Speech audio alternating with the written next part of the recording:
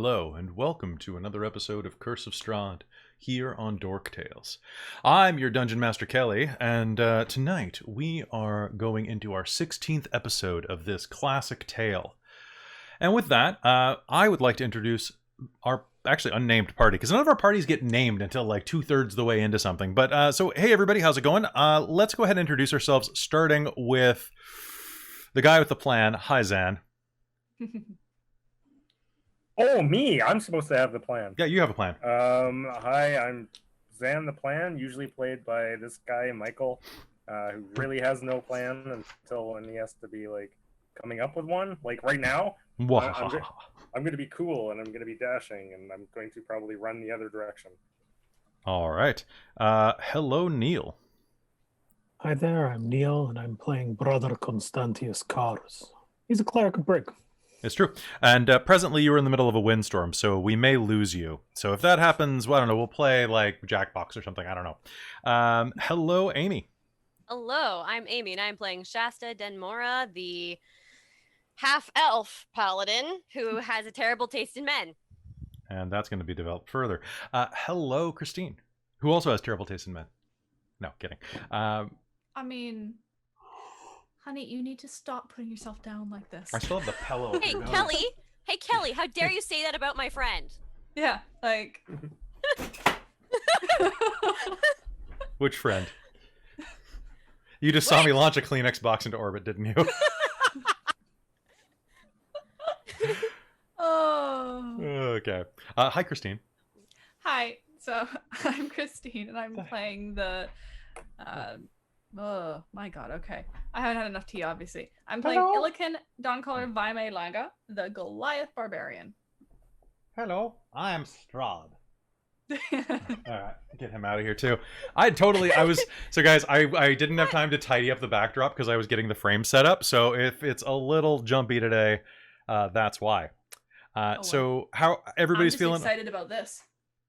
Oh yeah. Woo! Congrats on that. Our entire top row is secret lab chairs. And mine so is blending in with the background a little bit. Meanwhile, Neil is doesn't so even have a happy. chair. He's on the ground like hardcore.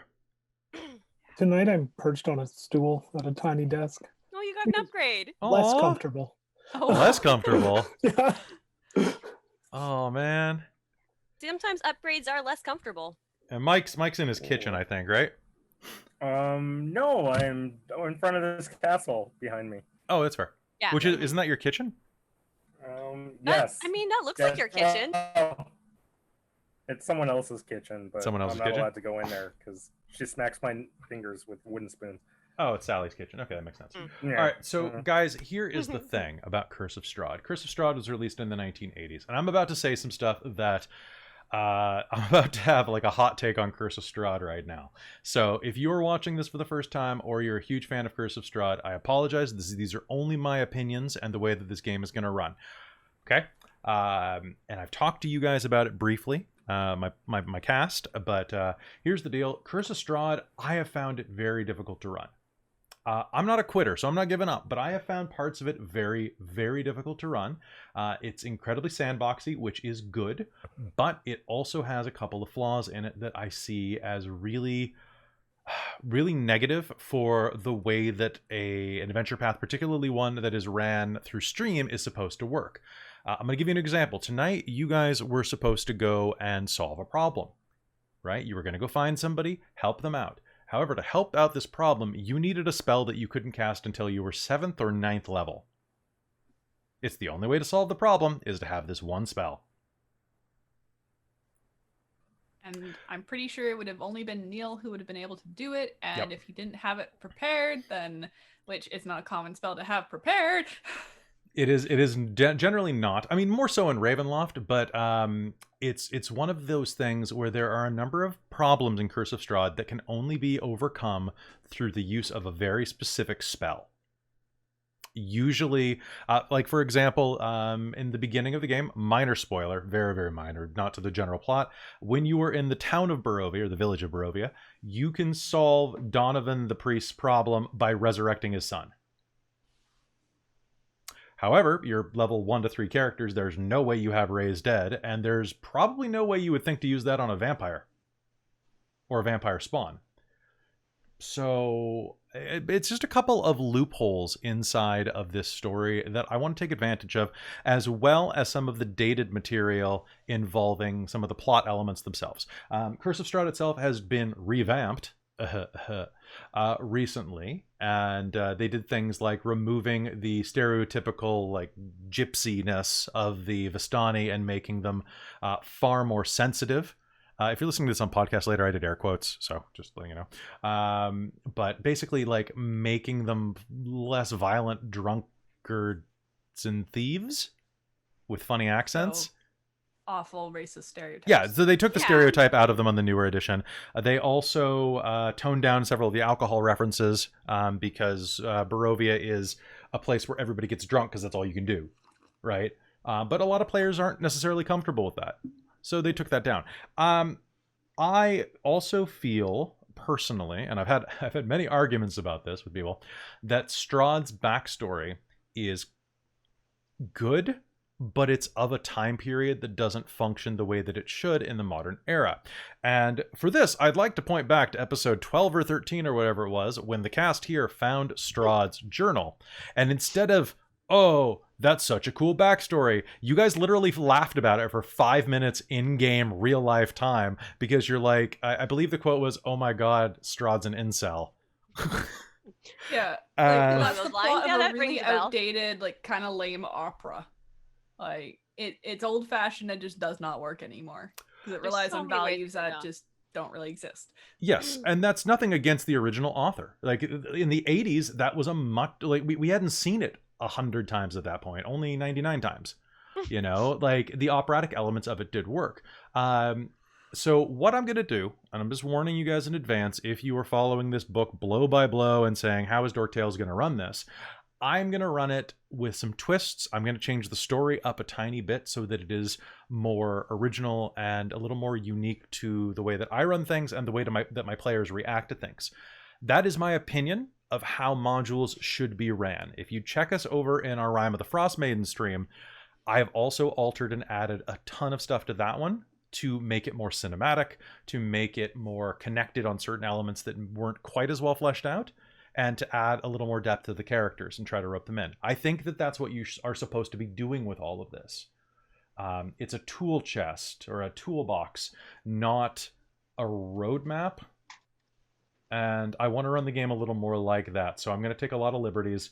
If I decide, for example, there are a lot of NPCs that you can have team up with you, but only if they are your Taroka draw. Like if they're your ally by the Taroka card, they will join you, but otherwise they'll tell you to go walk.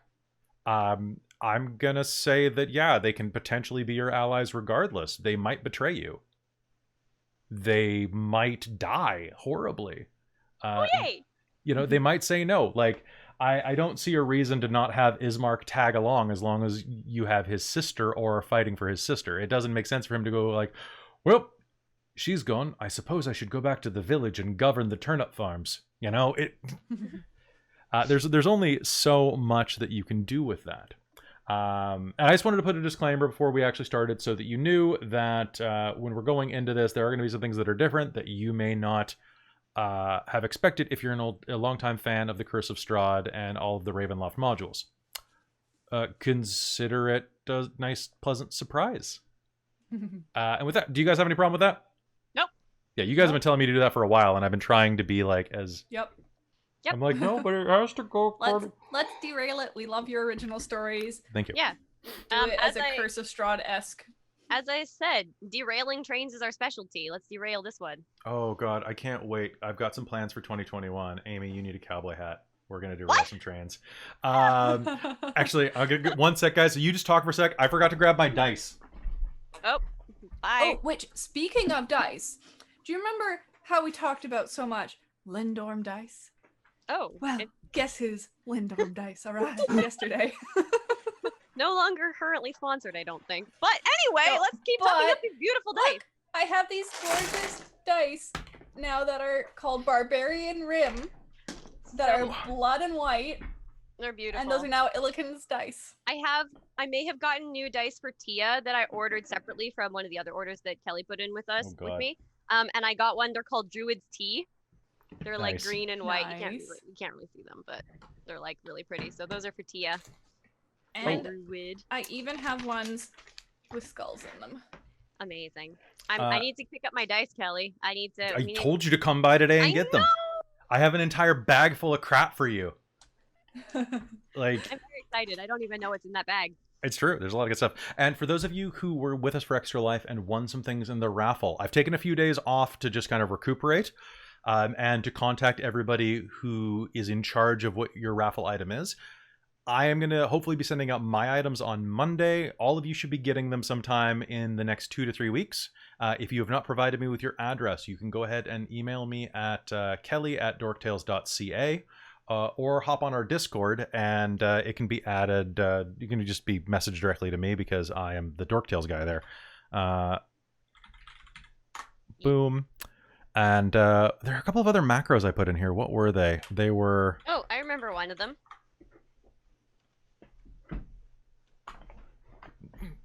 What? I missed that one. Yeah, that's Rat Pat. I think that Oh. was yesterday you put that one in. I put that in yesterday. I had new commands almost daily. And if you guys are watching on YouTube later, come visit us on Twitch. We're more fun on Twitch. Well, we're more fun on YouTube. We're more fun on whatever you watch us on. Okay. All right. So that's it for Curse of Strahd tonight. We'll see you next. No. Sweet. All right. Well, that would- Guild Wars, Amy. Yeah. Sounds good. Kelly complains about the game and then tells everybody to hop on Among Us. Okay. So what I have, you can get it on your phone, Neil. We can play it. It's. No. Okay, and Bricarius, good to see you in the chat, man. It's always good to see you. Actually, dude, you can totally play. You can play with us. Oh crap! That reminds me, I need to talk to you about charity streaming sometime very soon.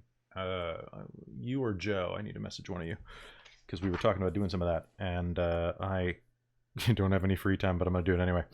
All right, so last game on Curse of Strahd. Oh, did you have a question, Neil? Okay, it looked like you were raising your hand. No. Okay, so last time on Curse of Strahd, you all had a pleasant dinner with Vasily von Holst, and actually that was the game before last, and then you went and killed the Baron of Valaki. Murdered him right up, or at least some illusory phantom did that only Zan and Dawncaller know anything about. After that, you were approached by Vasily von Holst, who turned out to be Strahd von Zarevich the entire time. He congratulated you for doing his bidding, and then tested your might, Mortal Kombat style, with a bunch of gargoyles and vampire spawn. And himself. Worked out fine. It worked out fine.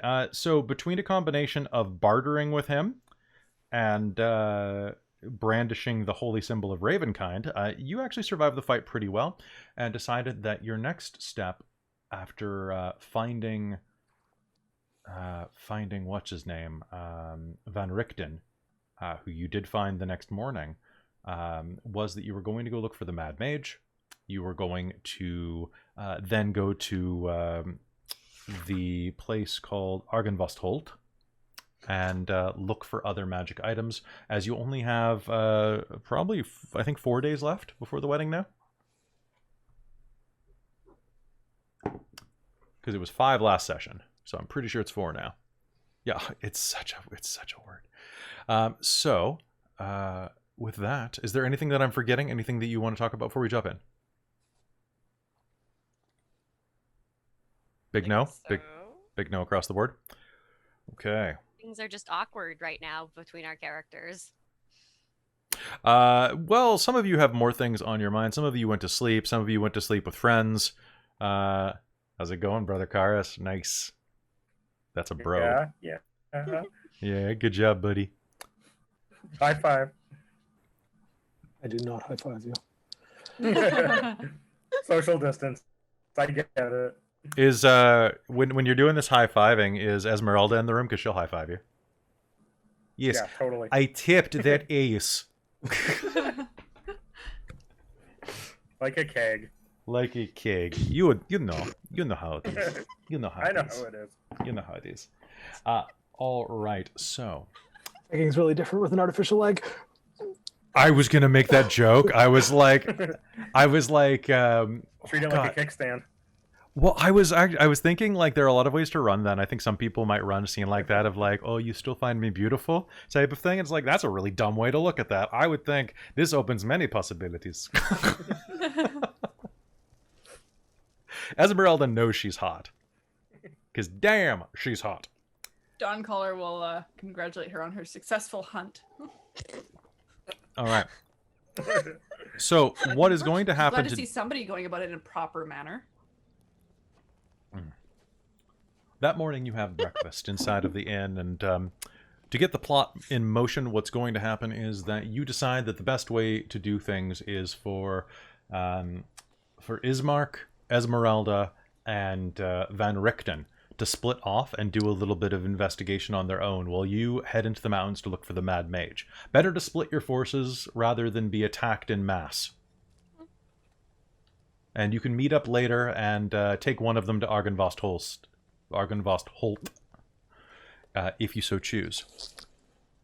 About an hour and a half later, having borrowed some horses, you find yourselves riding through the mountainside. And all of you should be in roll 20 now. Let me know if you're getting audio. Kind of like rain sound. Kind of like trail path. Love it up in a moment. I will find something different to play. Hold on. Boop.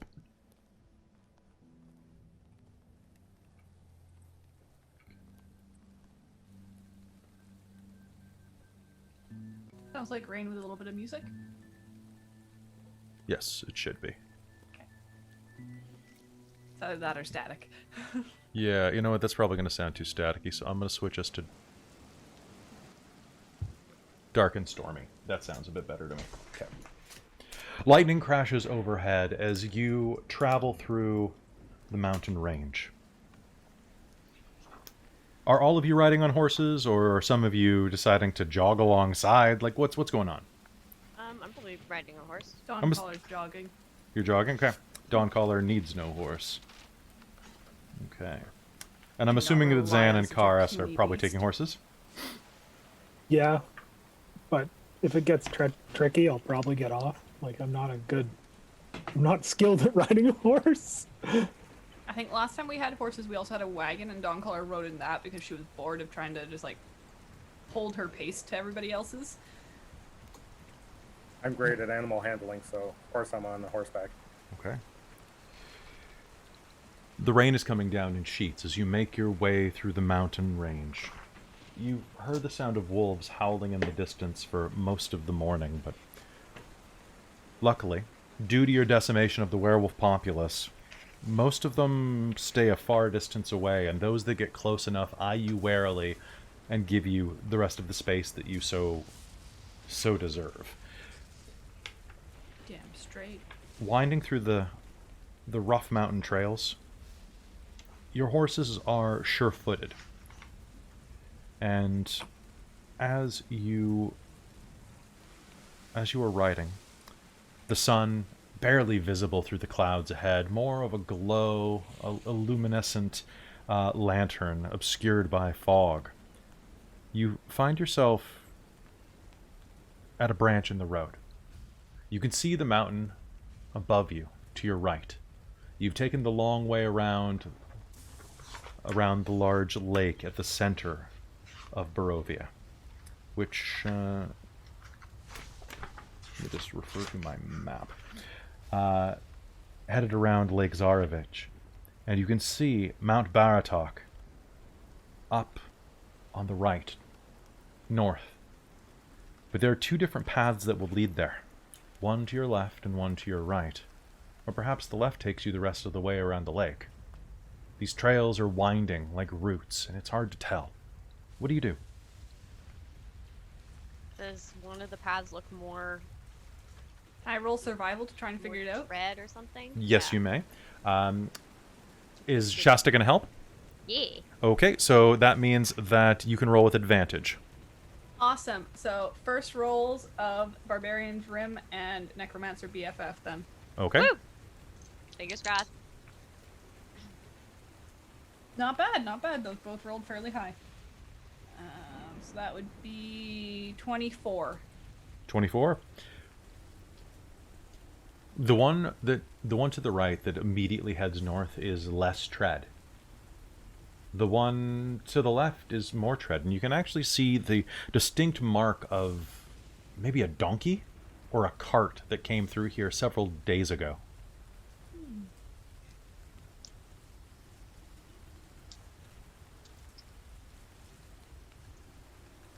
You don't think that it leads up into the mountain, though. You think this skirts kind of up along the foothills at its base.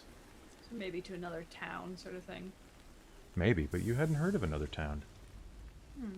Strange. Lightning crashes above you and strikes the side of the mountainside.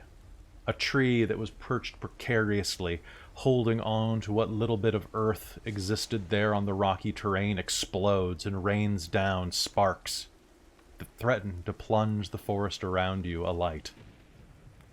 The rain quashes that notion quickly.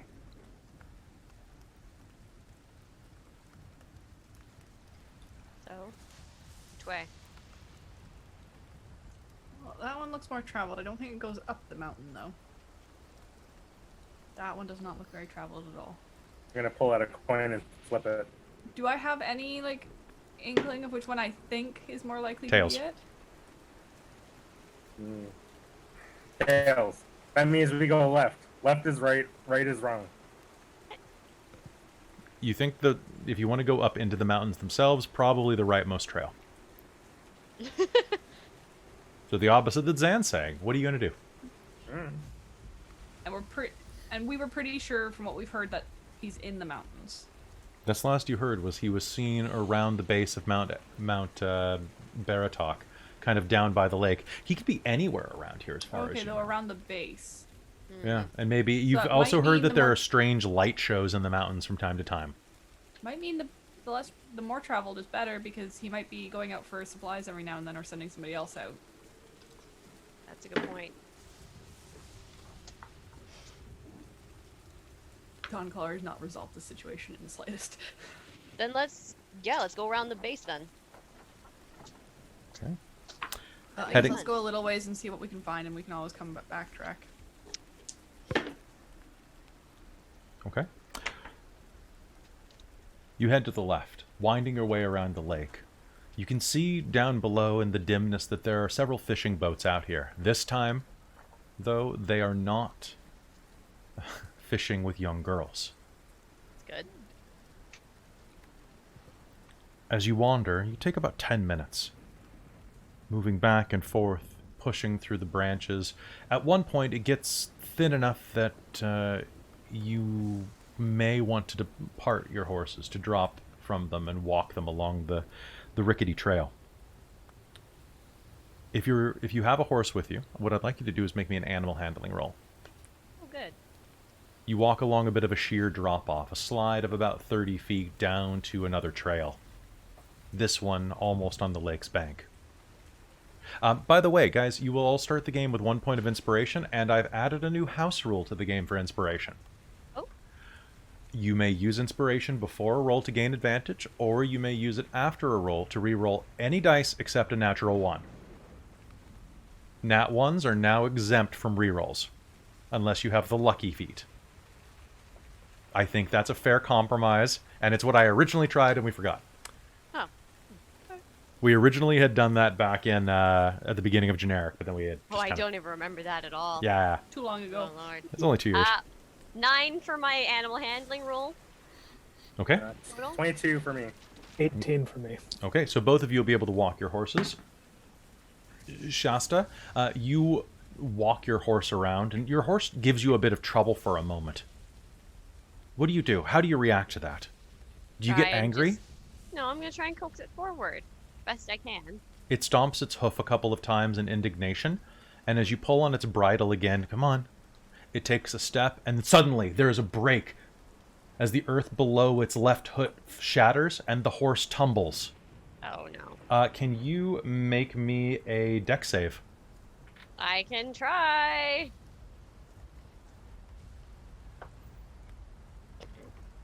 Um, 10. 10? You would you like to spend your inspiration? No. Okay. As the horse tumbles, the bridle and lash that you were guiding it from are wrapped around your wrist. It catches you solidly, and you plunge over the edge, falling down with your horse. It's only a 20-foot slide, but you will hear a thunderous crunch as your horse lands, its back leg twisting out of socket, and its head comes down hard on a rock, spraying you with blood. Ah, fuck. You are going to take 5 points of bludgeoning damage from the fall. Okay. And that was lessened because you fell on your horse's corpse. Of course. Of course. I have a question for you, actually. Yes. I totally forgot about it. So if we had slept last night, do I have to make rolls for things? Like, there's... You will the next time you're presented with human blood, or humanoid blood. Okay, but there was also one about exhaustion and not regaining anything. I don't think it's worth getting points of exhaustion. If you rest, you would have regenerated those points. So you should be fine now. You did get I have that one curse that I have to roll. Oh, see, or yes, I don't get the that's fair. benefits Can you along roll for that? Roll your yeah. sleeping curse. It's a charisma or wisdom roll. I forget. I think that one's wisdom. It's different from. I think I have it written down. Where's the? It's literally just out of frame. It's a wisdom. Yeah, okay. it's a wisdom. It's a DC 10 wisdom saving throw. During a long rest, let's also do that. I guess it's at your discretion. So that one's not as regular. Yeah, I'll say you had a rough night, so we'll see. Yeah. My dice hate me today. What'd you get? Are you using your druid dice? No, I'm using. I was gonna say you're not a druid. Don't use those. I'm not a druid. Not using those. No. DC 10. I think I just pass it because my wisdom save is high enough. Okay. So you are going to land in a thump. A lot of you are going to look behind you as Shasta vanishes down down to one of the trails below, her armor clanging as it hits the rocky terrain and the slope. Ow. You need a hand. Possibly, but I don't think my horse is getting up from that. The horse whines beneath you, almost a whimper. It's still alive. Ah, shit. I will slit its throat with one of my daggers. Okay. Because that's not gonna be good for it. That's fair. It is going to let out a horrible, frightened noise as it dies. Which I do not have ready, I'm sorry. So, and I can't I can't make a horse noise. Maybe I can, hold on.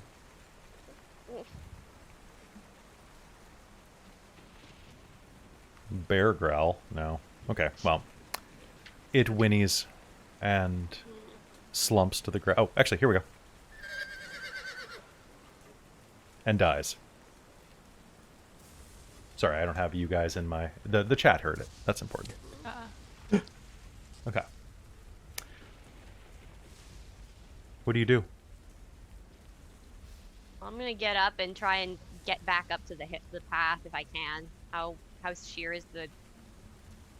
It's not ideal, but you could probably do it. Okay. I will Go start back. unwinding my rope. Yep, there we go. Okay. You can make me an athletics check. Actually, if you have the rope...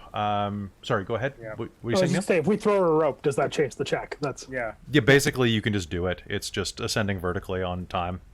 18. Okay, so you can do it quickly. Yep. Alright, so you make your way up. And will easily climb up, regaining your spot up on the trail with the rest of your compatriots. The other horses kind of eye each of you warily. You're not sure if they think the other horse was at fault or if it was you, but either way you're probably a little tense. What do you all do? Well, guess we keep going. we were already walking our horses. Yep. Just means the way back is going to be a bit slower.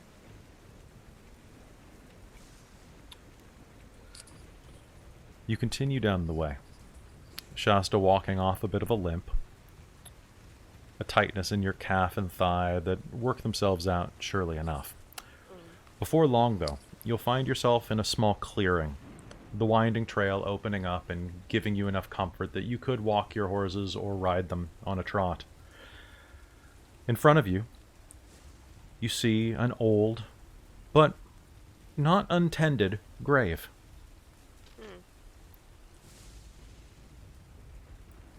It's an elongated earthen mound. Beside it is a shovel, rusted and laying against a nearby tree. Like it's been sitting there since the grave was dug? You think so? At least a year or two. Or it was an incredibly awful shovel back in the start. Maybe. Does the grave have a marker, or is it just a hole in the ground, a filled-in hole in the ground? The grave is just a marker, a simple wooden cross with that was bound by now rotten ropes. Actually, quick history check right now. Or not you rolling, me rolling. Using a cross as a grave marker is a great way to do it, but that seems to be particularly slanted towards certain religions. Anybody else know of other pre-Christian or non-Christian cultures that use that? I feel like I should know this, but it's been bugging me for a couple of days. No, I think more common, at least from what I know, is covering with rocks. Yeah, cairning it, right? Stacks of rocks, yeah. I mean, grave markers, not Okay. necessarily in the shape of crosses, are prevalent, and indeed, some of our funniest epigraphy from the ancient world comes from grave markers. See, that's why I thought I'd ask you, because Yeah. you're an antiquarian and My a contrarian. favorite one is it's very, very long and wraps around the side of basically like a big plinth. And the very end of it is, haha, I made you waste your time reading this. Oh my. Yeah, no, what I'm used to for older stuff is, of course, what you get more in Britain, which is Viking. So more. That's fair. rock What was it? piles Was and it that sort of who was here? That one, the thing that historians were trying to figure out, that Viking rune that was carved up on the ceiling. They tried Oh figuring it yeah, out. wasn't it? It's something like This is very high. yeah, Yeah. that's what it was. The equivalent God, I of love that. the dude was the equivalent of those kids who used to jump to touch pipes in high school. But also a lot of older, more common person type graves and stuff were the sort where they were actually very, very small. It was like a little lined stone pit that they would put the dismembered bones and stuff in, or cremated remains. We actually Okay. have old evidence of cremation. Well, what we'll say is that it is instead a much of a large marker. rock that has been rolled on top of it and has some words carved into the side that are kind of hard to read. If you check it very quickly, you'll see that it's someone named Marco. Someone or something.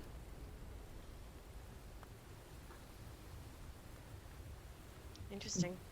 Do the wagon tracks, I don't know, Karis probably wouldn't know this because I'm not a survival person, but are the wagon tracks continuing at all that we saw down near where the road split? As the two of you are looking, yes, you will see that they do continue further on this trail. Keep following? Guess so. Let's go. Do you think anyone's coming back for that shovel? They might not miss Doesn't it. look like it. Don't I'm gonna- think so. I'm gonna jump over and grab the shovel. I'm like, in case we need to dig for gold or anything. I feel like it's gonna break before you haven't even managed to break dirt. Well, it's better than my hands. Is it though? Right. We'll find out. Okay. Shrug. Up ahead of you as you go, you'll... Can I get a perception roll off of everyone? Sure.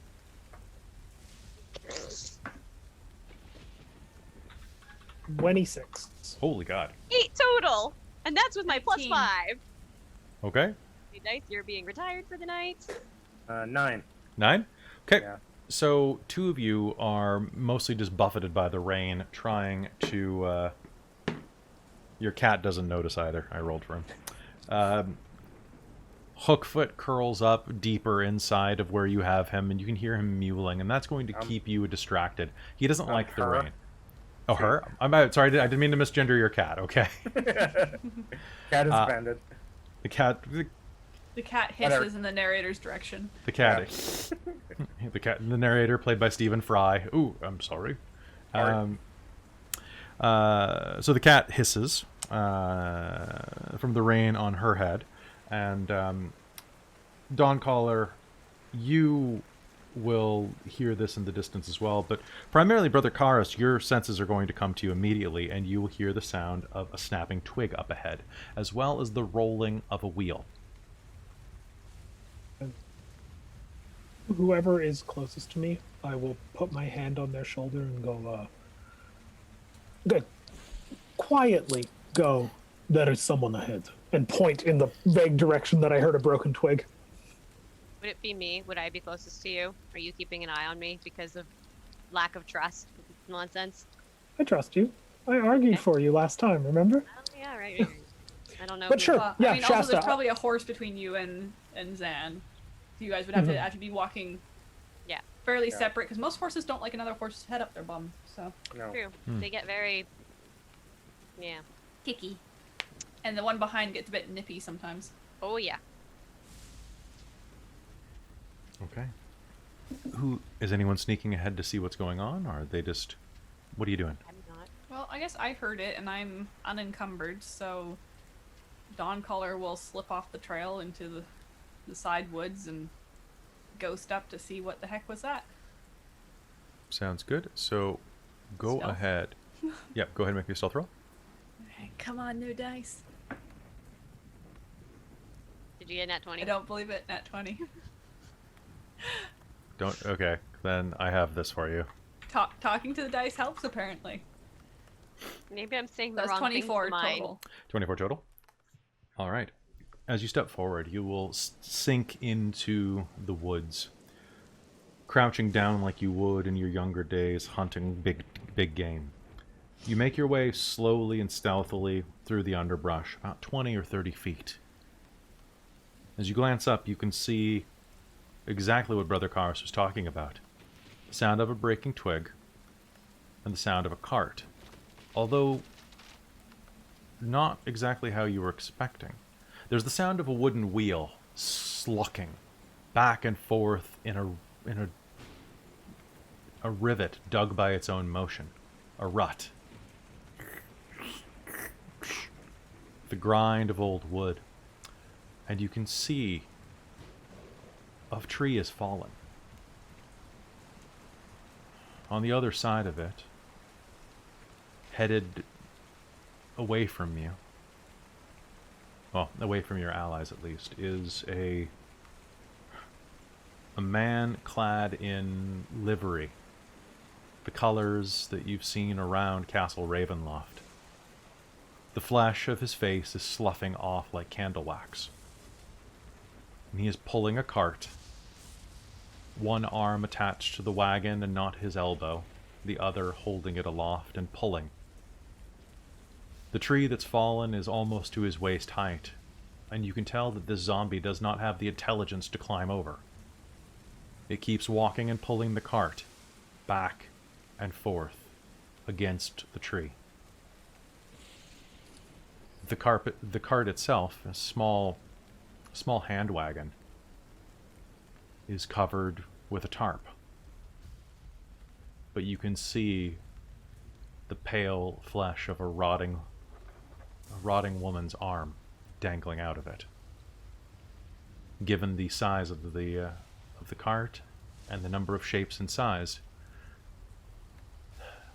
there's one of two options. Either the woman has more arms than expected, or she's not alone. That's gross. I will, I guess, ghost back and tell the others what's ahead. That's disconcerting. I think the word you're looking for is disgusting. Both are appropriate here. Corpses belong in the ground, not reanimated. Good thing I brought a shovel. This is true.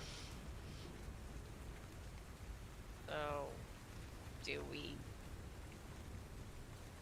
Is there any way around it? Not by taking this path, no.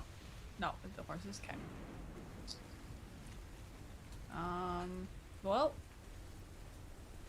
and I guess if it's chest high on there's no way we're getting a horse around there. You could have a horse jump this. Yeah. Yep. It's about a 3-foot jump for a horse, so not a light jump, but your horses could do it.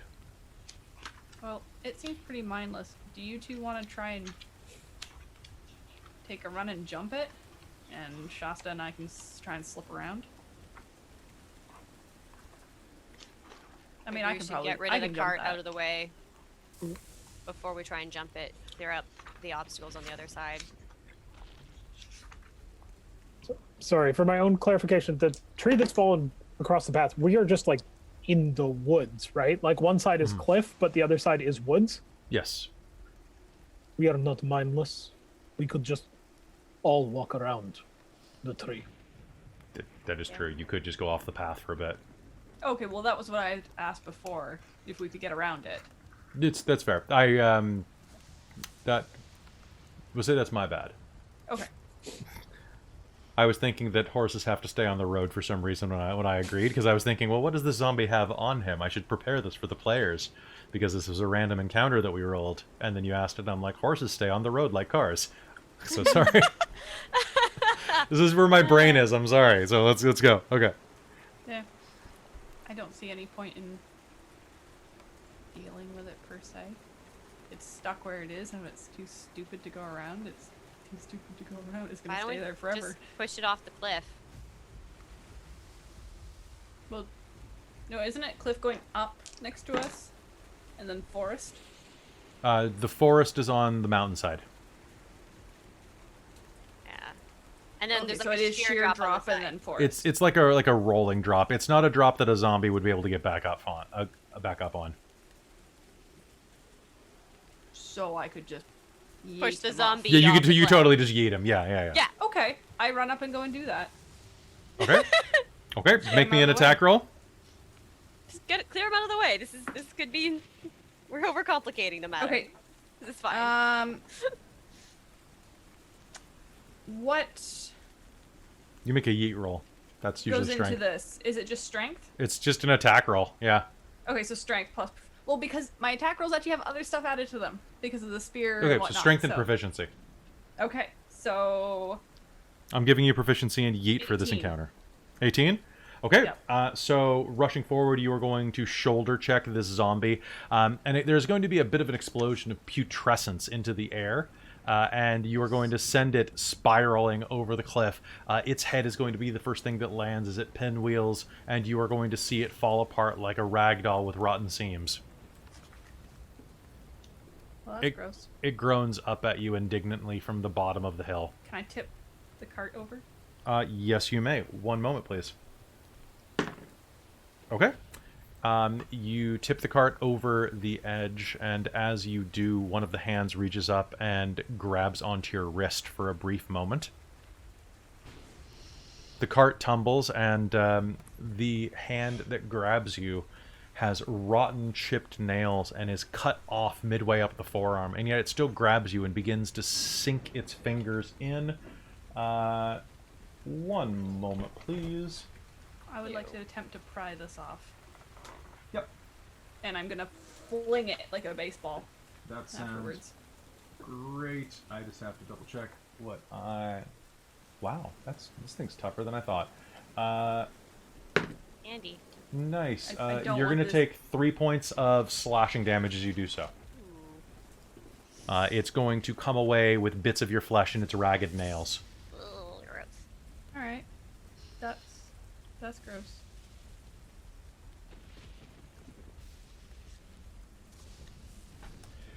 Yeah. The hand bounces twice as it hits the ground, lands, and scurries off, pausing for a moment on a rock to... and continues onward. Oh, that's gross. Demented cousin of thing. Crawling claws are great. They're immune to turning. Okay. Well, thanks. There you are. You may jump the tree. Your way is cleared. Turning to the others. I will clamber over the rocks, the tree, I guess, or go around a little I bit. think Dawn Color will gracefully yeet herself over it. Probably just vault. Yeah. Okay. Just Yeah. kind of grab. I am Is that- not graceful, and I will go around. That's Okay. So, Zan, as you're walking through this area, you are going to see that laying on the ground where the zombie was bumping against the tree is... Huh. That's kind of odd. There's a pipe laying on the ground. Made of Wait. black wood. Like a smoking pipe. Smoking pipe. Okay. It's a black wooden pipe. The tip of it is kind of carved like... you know how some cultures carve skulls into drinking goblets? The bottom of the skull is carved like that into shiny, shiny black wood. Maybe it was in the cart, or maybe someone dropped it. It's just kind of there amidst some of the nettles on the ground. And I'm the only one close to it. Everyone else is kind of yeeted off. Yeah. That's interesting. It's like they're leaving a breadcrumb for Zan specifically. Gotta leave some shiny things for him. I will look about and make sure no one's watching, and then hop off the horse and grab it and throw it in a pocket and jump back on the horse. Sounds good. And just look away like, nothing to see here. Okay. Continuing down the road, you will, you have a pipe in your pocket. If you ever pick up some tobacco, let me know. Okay. I do just, as we continue down the road, I do want to look at everyone and go, there are no towns around here, correct? That I know of. Nothing marked on the map. Just strikes me as odd that corpse cart is doing its grisly work where there was no one to fill it. Although, obviously, it was full. Yeah, where did the bodies come from? I'm more interested in where they're being taken. That's also Considering very that it was a concerning. zombie pulling it, and there's a bunch of dead bodies that could potentially make more. I think that's more likely to be what they were gonna do instead of burying. They don't seem to be... Oh, I mean, the normal ones seem to like to bury. But the rest, the big ones don't. They like to use what should get buried.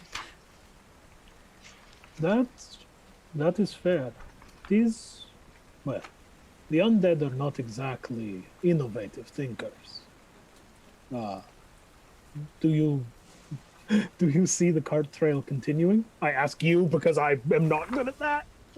I will look. I'm guessing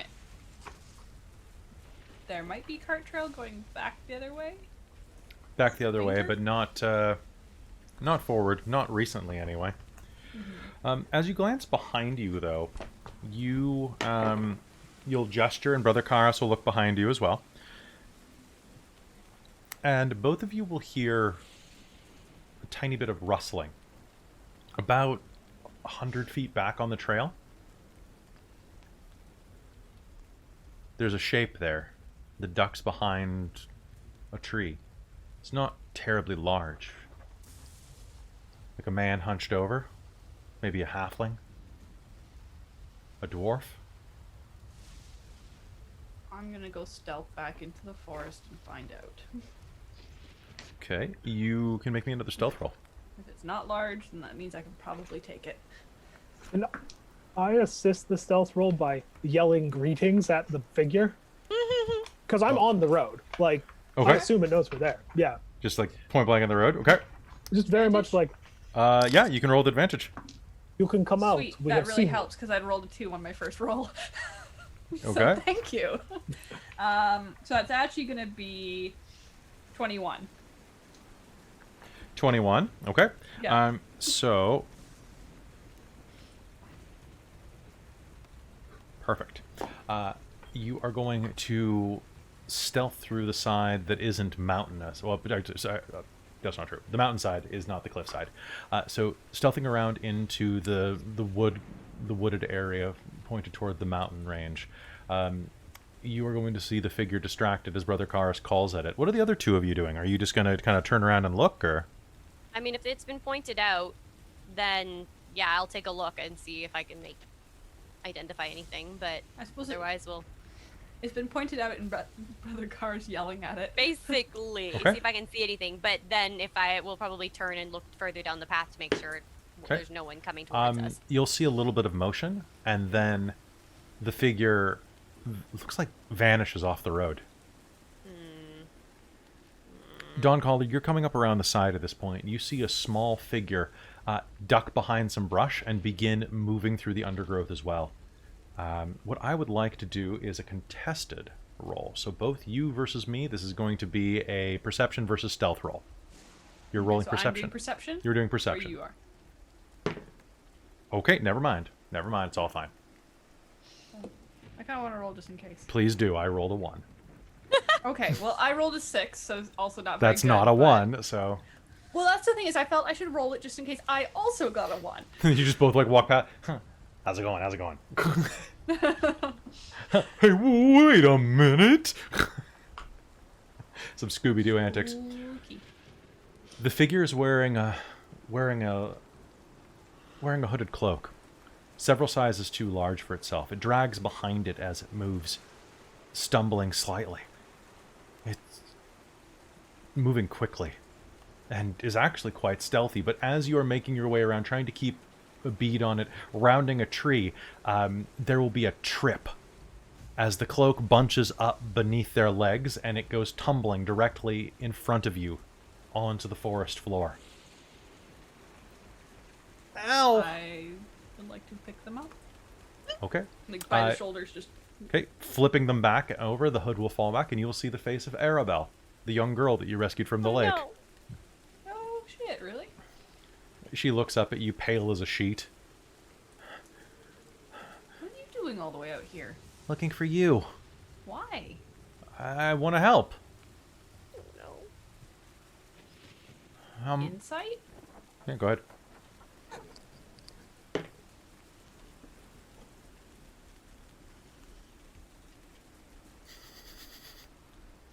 $18. 18. She seems like she wants to help. This is weird. You can... Quick glance down shows that the bottom of that cloak, which looks to be a Vistani make, probably your father's, is coated with mud. Like it's been dragged for many miles. What? Why are you sneaking then? Because I didn't think you'd want me. And I figured if I said hello when you were far enough away from Vallaki, you couldn't send me back. Fair. I'm gonna carry her out of the trees, plunk her on the road, and go, well, that cloak's too long for you.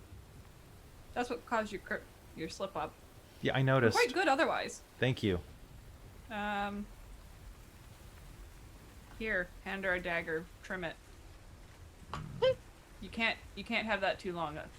If you trip in the middle of the fight, you're screwed. Don't do that. Wasn't What thinking are your I was... skills? I'm adorable Just like, and okay, cute. sure. And an unexpected Achilles tendon slicer. And she'll begin to, like, start to cut her coat. Arabelle is about 6, 7? How old is she again? Let's remind myself.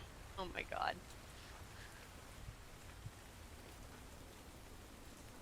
Get her stats up here. So This is not good.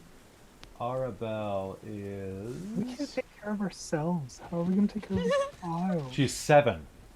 She is 7. The daughter Oh, of no. Vash and the niece of Aragal. These are not her game stats. Oh, no, she's not just a lawful neutral commoner. She's way better than that. I mean, I wouldn't have thought they'd be particularly lawful. Either. Like, why Eh. follow the laws of towns when you There don't we live go. in one? Unless she's following the laws of her people. That's true. That's true. Well, she's a kid. She's probably following the laws of whoever her guardian is. Yeah. Yeah, that's true. I would So- have just thought, well, sassy kid, probably chaotic. So Yeah. the group Chaotic Monday Night child. Murder Hobos is using a photo for her that is literally like I'm not. That's the name. The book does not give her a photo, as far as I am aware. But the photo that they give her is basically Ellie. Oh, Okay. So I we're see, I gonna see. say that she's basically Ellie from The Last of Us, because I need more Ashley Johnson in this game. Alright. Well, if you can stab stuff and sneak, that's good. I Try can not do to just. get yourself killed. I'm not gonna get myself killed. I'll be fine. Okay. I'm just here. I'm here to help. Sure. But are we far from actually considering this? Hi, Mr. Plan. I mean, Well, there's not much Does else we can do, Good. Shaste. Send her back by herself, or then she'll sneak around behind us. It's true. That's true. At least this way we'll know where she is. does your father know you're here? My father doesn't know a lot of things. That's right. apparently. Make sure you tell him this was your idea, not ours. Yeah, because that will definitely be enough to convince him that I we mean, did if not you abduct don't his want me here, child. I can just go back by myself right now in the middle of the woods by myself right now. I mean, Oh. I assume if we tried Yeah. to do that, you would just follow along behind us. Yeah, that. Or I'd get eaten by wolves. Yeah, one of That the two. too. There's a lot of them. They seem to stay away from me, so. They're pretty big. I'm pretty Probably they- small. Yeah, very edible. I'm here to help. I had a dream that you would need me, and I wanted to thank you for saving my life. That's why I'm here. And if that's Alright. not good enough, you can... And she'll mutter a Vistani swear that is far above her weight class.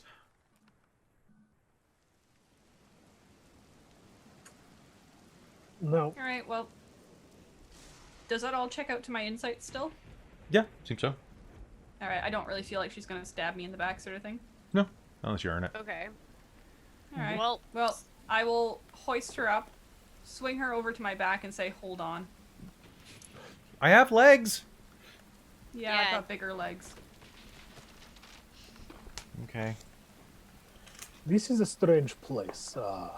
Keep What keep happened in your energy. dream?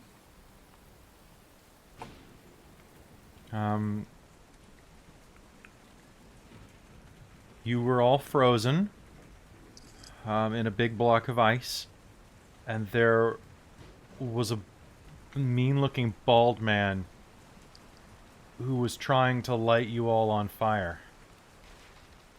That seems slightly contradictory. yeah. But- It was a dream. No, I know. But that sounds like an insane mage to me. Eh, I agree Yeah. with this. Would you recognize the bald man from your dream, should you happen to see him again? Probably. He had a big, stupid mustache. Oh, I got a better question. Do you remember seeing my feet? I never remember seeing my feet in dreams. I don't know if I have feet. Yeah, you were wearing those boots right there. I mean, I didn't see your feet inside of the boots, so maybe they were just empty boots?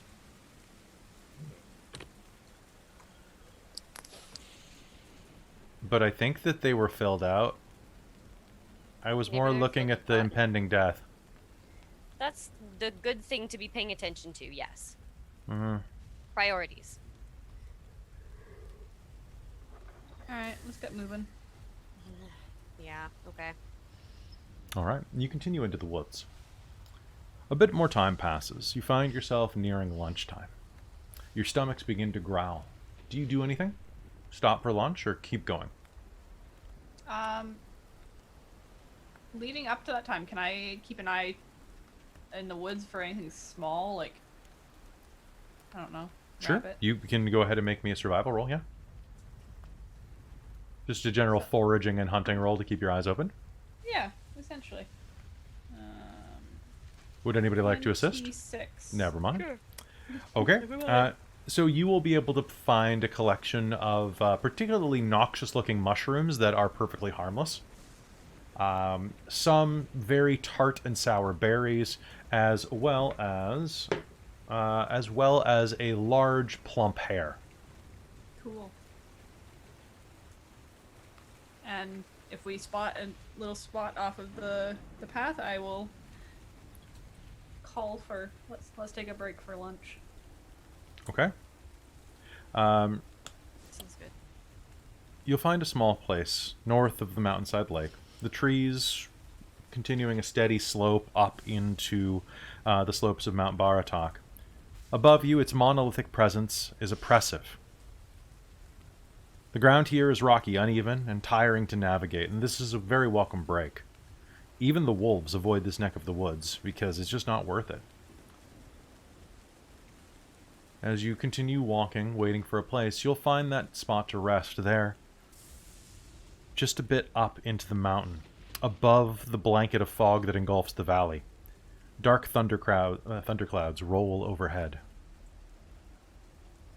Good job.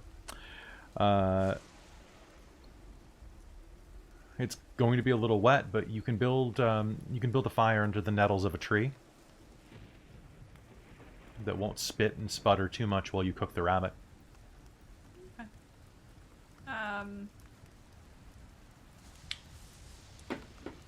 I guess we're thinking it is about noon, so we'll probably push on.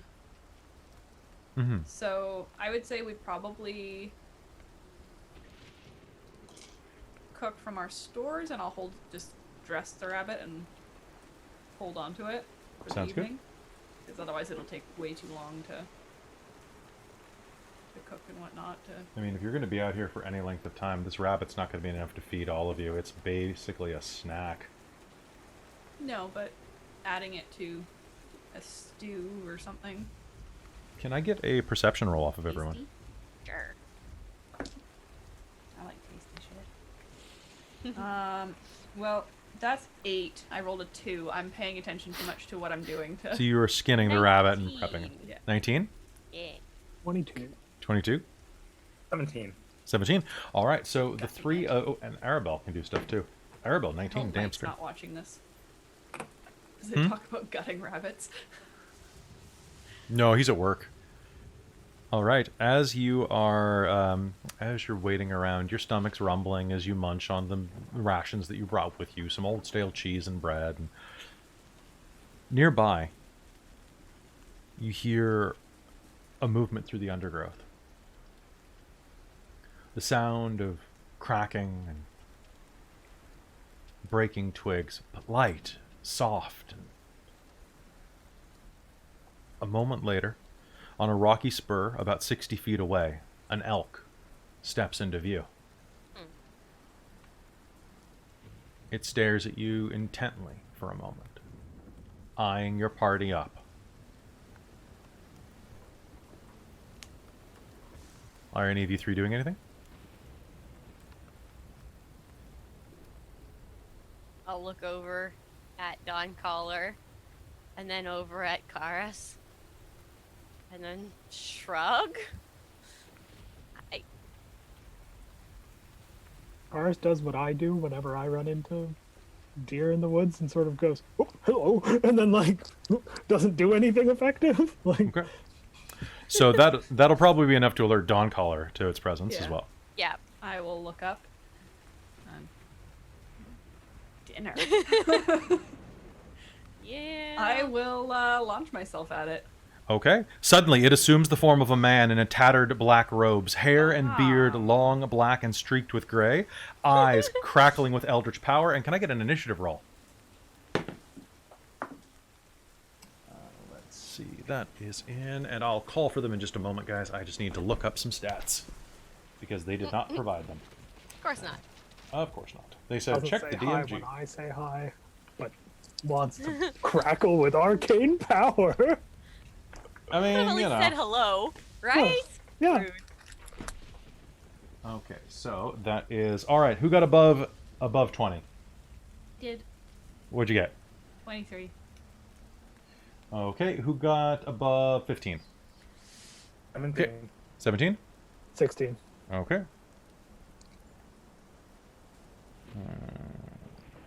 Zan. Oh yeah, I forgot she can roll too. Oh well, she rolled last. I got Uh, 10 or 11 total. brother, Shasta, R, Bell. All right, so lunging forward, let me put on some combat music, guys. Boop, boop, boop, boop, boop. This seems like some Witch Mountain stuff to me. The rain falls as lightning crackles overhead. Dawncaller, you launch yourself toward this figure.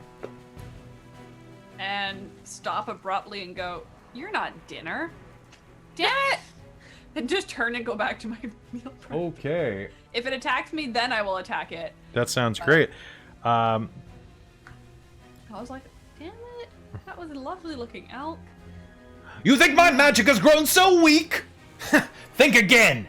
I need a dexterity save off of everyone. What?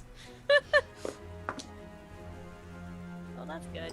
That's good. That's better. Except Arabelle, who's going to magically leap to the side. Because Dirty 20. Dirty 20. Okay. 1, 2, 3, 4. 21. 21. 19. 5. Oh god. No! Okay, so one moment. What's my save DC? Let's find out. Boop, boop, boop, boop, boop, boop, boop, boop, boop. Where does it give that? Where's my save DC? Where the hell's my save DC?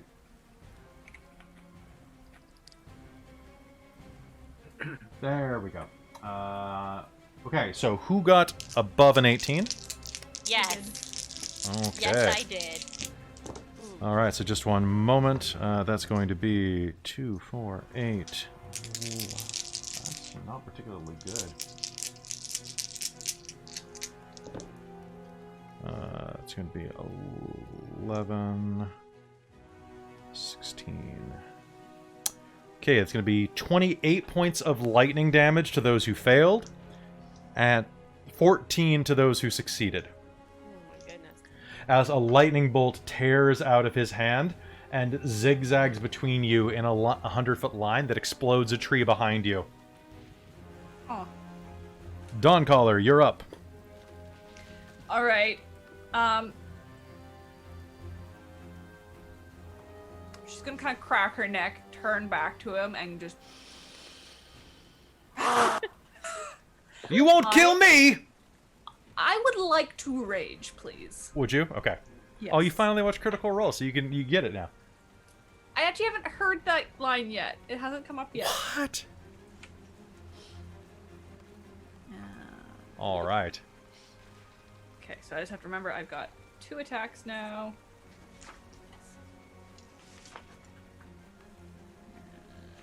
What are my dice? It is 8. 8.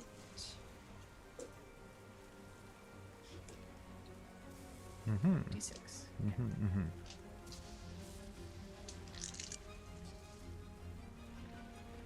Okay. So that is 24 and 27 to hit. Those are 2 hits. Amy, were you going to ask something? I forgot about this, but it probably doesn't really help that much. But any friendly creature within 10 feet of me, whenever they make a saving throw, gets a bonus equal to my charisma modifier. Okay. Which it Is doesn't help +5, you right? that much right now, but it is a +5 to any saving throws if you're within 10 feet of me. Okay. Yes. Possibly useful for all of Okay. us. So, between those 2 attacks, that is 33 spear damage and then 4 divine fury damage. No, Okay. 7 divine fury damage. Sorry, I forgot I had stuff to that. Okay. All right, so lunging forward, you will plunge your spear twice into the side of this man, who is going to try to pinwheel back and get out of your range as quickly as possible. He's having some trouble with that. Zan, the plan. What are you doing? I'm gonna run off and try to break up the group a bit. Okay. So running into the trees, are you going to take a pot shot, or are you just going to hide? What are you going to do? No, I'm probably gonna go and try to hide. Okay, so you can make me a stealth roll Okay. as a bonus action. 21. 21. All right, so you are going to hide in the brush and be able to make your way around stealthily. Brother Karas, what do you do? Does this guy look blighty, for lack of a better term? Like the druids we fought at the vineyard looked. No, this guy looks... he looks like he once had a perfectly shaved head that's been growing out for about a year in patches.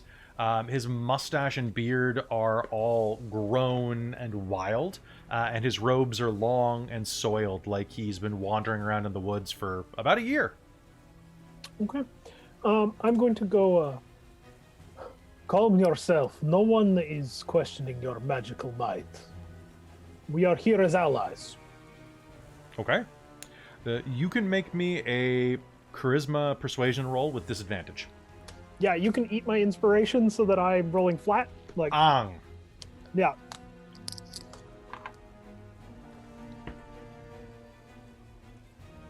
$15. 15. All right. So you say that, and he's going to turn his head toward you, keeping an eye on Dawncaller as he backs up. Shasta, it's your turn. God damn it. Okay, well, you're trying to do diplomacy things. I should probably try and help with that.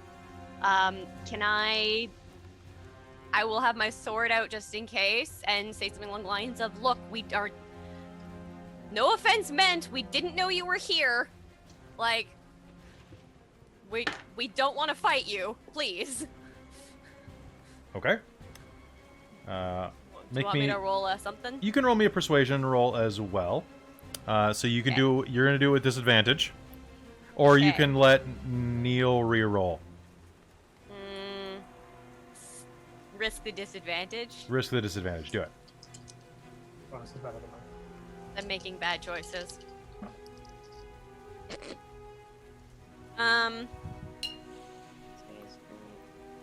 14. 14. All right, so yeah. Yeah. All right, so back at the top of the initiative with Dawncaller. So he hasn't been able to react yet. Arabelle is going to continue hiding behind a log That's that good. is smoking. What's Dawncaller doing?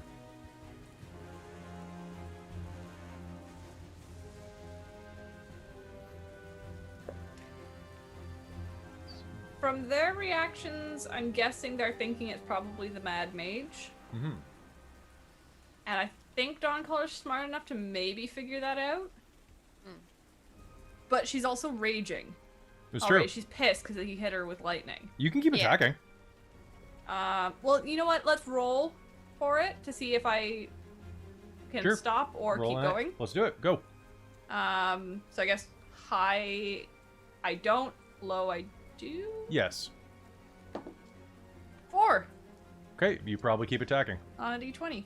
Mm-hmm. Yeah, you probably keep attacking. Okay. Your brain does not work. So go ahead and make me 2 attack rolls. 22 Hit. and a nat 20. Okay. So you just eviscerate him. Yeah. Let's Okay, see so how that- much you do. Was 16 damage on the regular roll. Okay. And then that's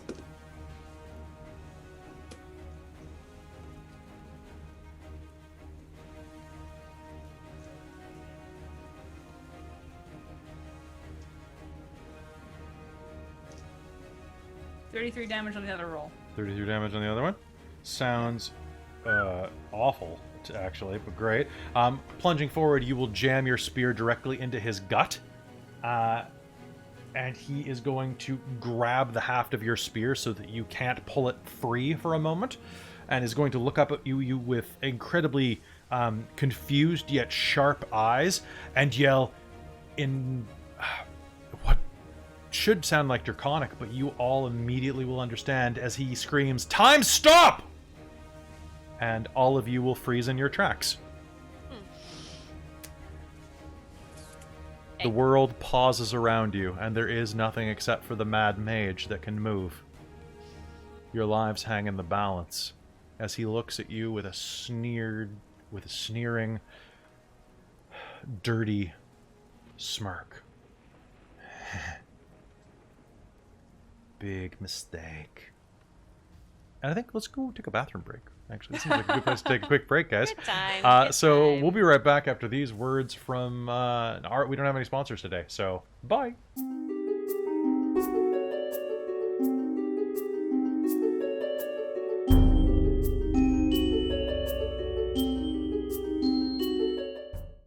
Hello and welcome back to Curse of Strahd here on Dork Tales.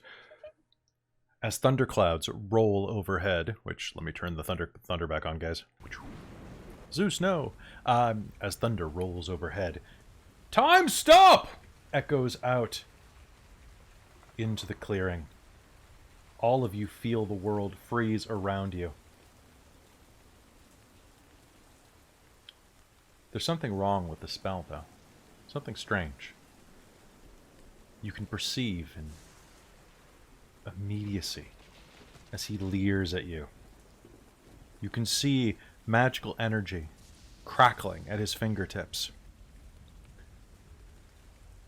Swirling energy as he prepares to burn you alive. At the edge of the clearing, you hear a voice. Stop! A girl's voice. Arabelle.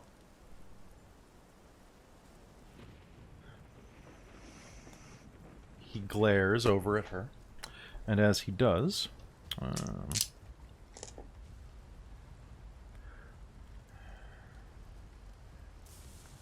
this is a trick. I can see that it's a trick. You! Tell your dark masters that they can break my body, but never break my spirit. We don't have any dark masters. They're trying to help you. They're looking for you, you idiot. Idiot? Me? I'm not an idiot. I know that much. They were trying to surrender. They were trying to make nice with you. That sounds like an idiot to me.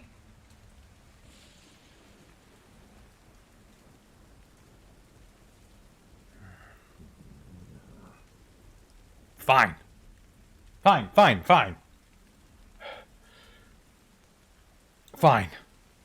But one wrong move, and I'll turn you all to ash.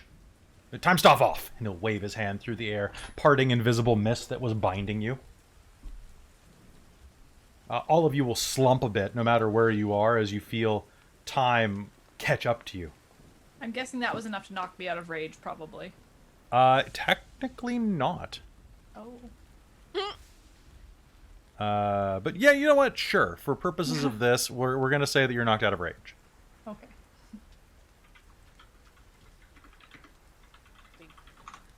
I was muted. Are we aware of what occurred during... Well, time was stopped for us, or Yes. was it like a instant? I will say it should have been instantaneous, but you will, because that's more dramatic, and we're going to lean into that. In that case, she is telling the truth. We did come here to find you, but only to talk.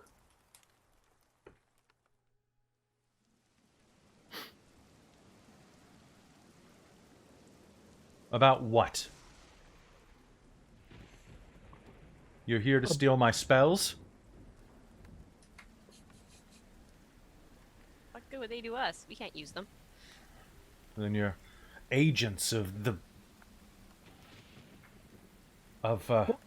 You're It's all dark agents... and brooding. I don't know. Someone out there is looking for me.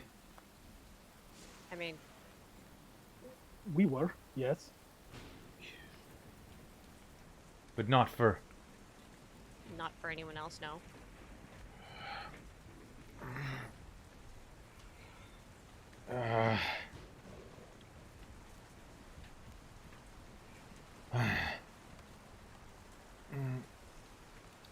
I can't remember. I can't remember anything. Can I get anyone here to make me an Arcana roll? Sure. Sure. I will attempt it. It's a 14. 14? Yeah. 13. Okay. Does anybody else have Arcana? Balls. Okay. Really? You don't have Arcana? I would have thought that Brother Karos would. Okay. I can't.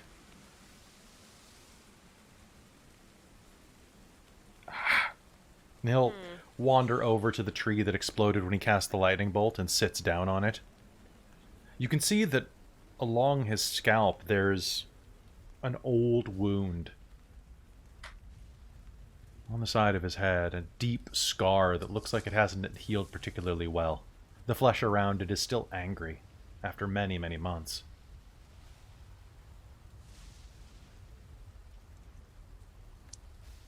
He appears to be quite disturbed. His eyes flicker back and forth constantly, keeping an eye on you. His fingers locked in a gesture that you see is probably apt to throw a cone of fire at you at a moment's notice.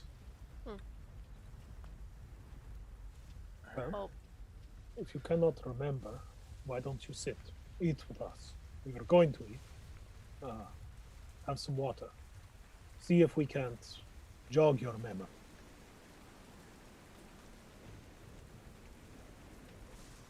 Food. Yes, food. Food would be good. I could have food. It's a start. Arabelle will slowly climb up onto the log next to him. You don't need to do that. And she'll put her hand on top of the hand that's clutched in the hand gesture to summon.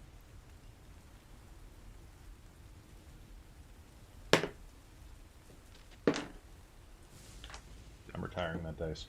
I'm gonna use the extra life dice. I'm retiring that dice.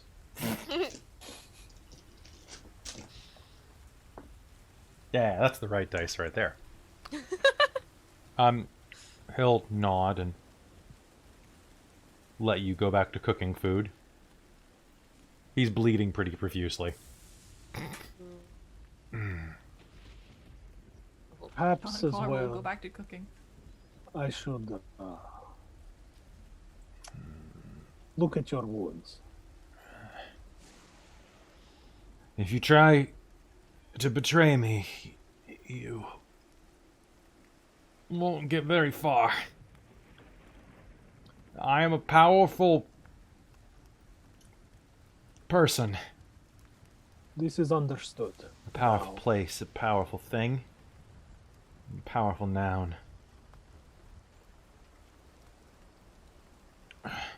Well, go on.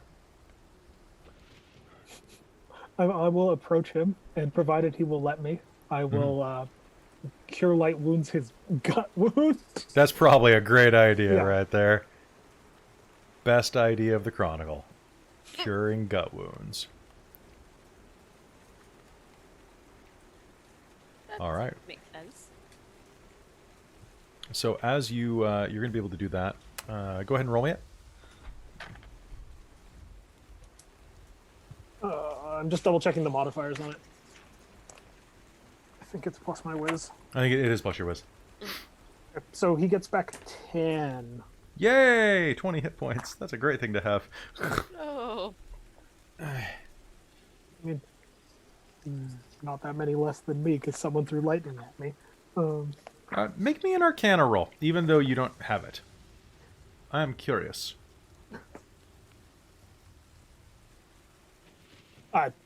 10. Okay. Alright, so. Would I Something be able of- to make another roll at some point if it's... Actually, you know what? If you sit and share some food with him, you roast the rabbit after all, since you have a little bit of time now? Might as well, yeah. Okay. So, yeah, you can re-roll that Arcana check. Okay. You can also use your inspiration if you have it. I can, and I'm going to do that. Alright. Let's see if these dice are any nicer to me than the other ones. Please. Well, kind of 21. 21 is enough. As you talk a little bit, he's kind of terse with his responses. And occasionally he'll say something very suspicious, like his paranoia is returning to you. And at that point, Arabelle will just kind of like pat his hand, kind of like in a shut up grandpa gesture. And he'll... yes, looking for me. Who are you looking for? Who am I? As he says that, Shasta, you're going to realize that he is probably under the effect of a mind blank spell. I see. You've heard of this before during your studies at the place, which we need to name eventually, where paladins study. So mind blank is a spell that makes people immune to psychic damage, makes any effects to sense its emotions or read its thoughts or charm it. It even spoils wish spells and effects similar that can be used to affect the target or gain information about the target. Okay. But... One moment. Oh, like literally? That's what they meant by that? Okay. Alright. That's good. Alright, cool. We're gonna go hop back into this. Whoosh. And you think that might be preventing him from any type of healing or restoration that you could do? Do any of you have restoration as a spell? Which version? Which version do you have? I have lesser restoration prepared. I also have dispel magic prepared. So. Okay. What we will say is that... So you have lesser restoration. When do you get normal restoration? I think it's a 4th level spell, but I can double check. So level 7, if it is a 4th level spell. Okay, so here's the fun thing about this. So earlier in this game, I ranted a little bit at the start of the game. This is the point where if you do find him, apparently, normally, out of character, you require greater restoration to be able to solve this problem. I disagree with this in principle because it means that you'll basically go backtrack and backtrack and backtrack. So in that case, what I am going to do is... Greater Restoration's a 5th level. Yeah. Yeah. Looks like they Jesus. got rid of plain restoration. Or there's only Like, less Malia Jesus. only just got greater. So what I'm going to say is that, for one, this is a long-term madness, not a permanent madness. Because indefinite madness is just stupid. But I'm going to say that if you will realize that there's something unhinged about him. While you are curing him, if you want, as soon as the mind blank spell ends, you would be able to cast lesser restoration. If I know this, I will do it. And I if will what- explain that. Yeah. What do you mean? Something's messing with your mind. Nothing is messing with my mind. I am in control of my faculties. I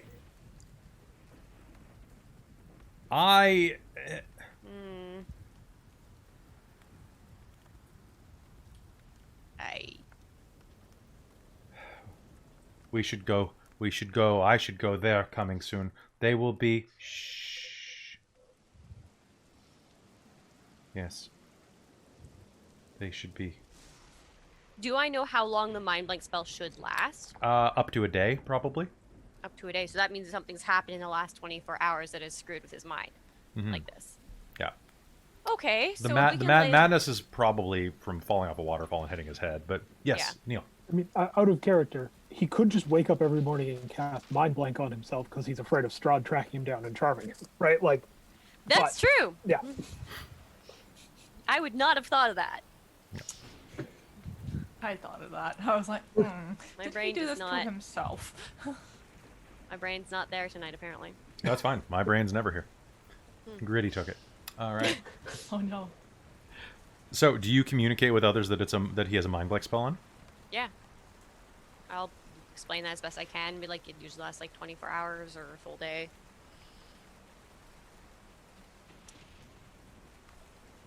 I don't think we're gonna get too much out of him. Otherwise. I think that is fair. But He seems to be. I say this out of his hearing range. I just want to throw that out there. Yeah. He seems to be an afflicted soul. Perhaps it will pay to tend to him in that time, rather than letting him continue to wander the mountains as an elk. Yeah, let's not do that. Let's not leave him to his own devices. Yeah, if we can persuade him to come with us, maybe.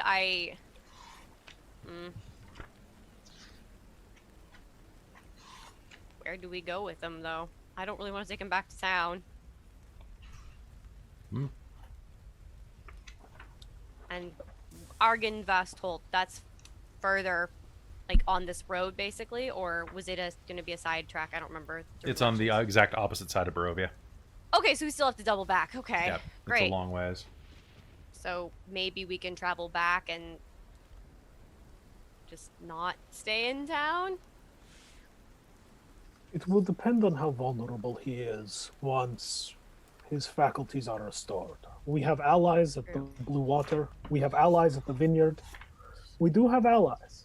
Yeah. This rabbit's undercooked. It needs to have a nice char on the flesh if it's going to be any good. There's no seasoning. Would it have killed you to find some coriander?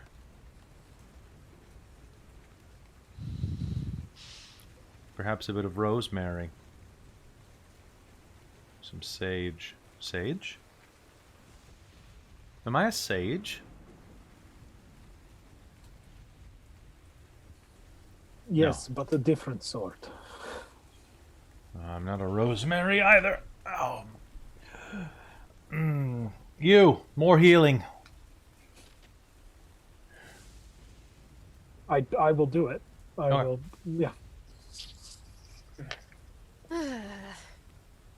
It's You good. can have it's good. 13 more. Are you gonna cure wounds? Okay. Yeah. Good. More. Another one. He leans in, letting you cast another spell on him. I have a different thought. I was also give me 10-ish minutes, and you will feel much better. Good. Good. More rabbit. And some bread to sop up the juice. Do we have any bread? Use some old bread in your bag, yeah. Okay, sure. From your yeah. rations. Yep. He's demanding. So what are you casting as a 10-minute? Prayer of healing, Oh. which should heal everyone. So Okay. everyone who got zapped by a lightning bolt will get. I mean, unless one of you is an undead or a construct, and I don't know, you'll get 2d8 plus 5. Yay! Okay. So how much do we heal? 2d8 plus Sweet. 5. I can roll for everyone unless people want to roll for themselves. Roll it for I was everybody. just gonna let you roll for. Yeah. No, it's your spell. You roll. Sure. Yep. Everyone gets back 17 hit points. Nice. I am back to Yay. full. I am 2 points away from full, which I will use my. Yeah, I'll just use smack some lay on hands on that one. That's good. That's good. I still have this killing headache. Do you have any more?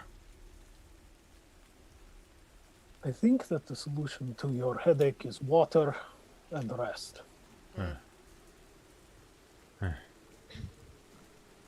Okay, so you're not going to try to dispel the mind blank? I mean, it seems like we need to wait for it to end, don't we? No, you can dispel it. Oh, okay. I did not Oh, understand. that. okay. Sorry, I thought we couldn't. No, you that's can what do, we're you figuring. can do everything from, as far as I understand, you can do everything from mind blank except for. I'll double check that real quick, but no, it's greater restoration, lesser restoration. Am I right? So mind blank.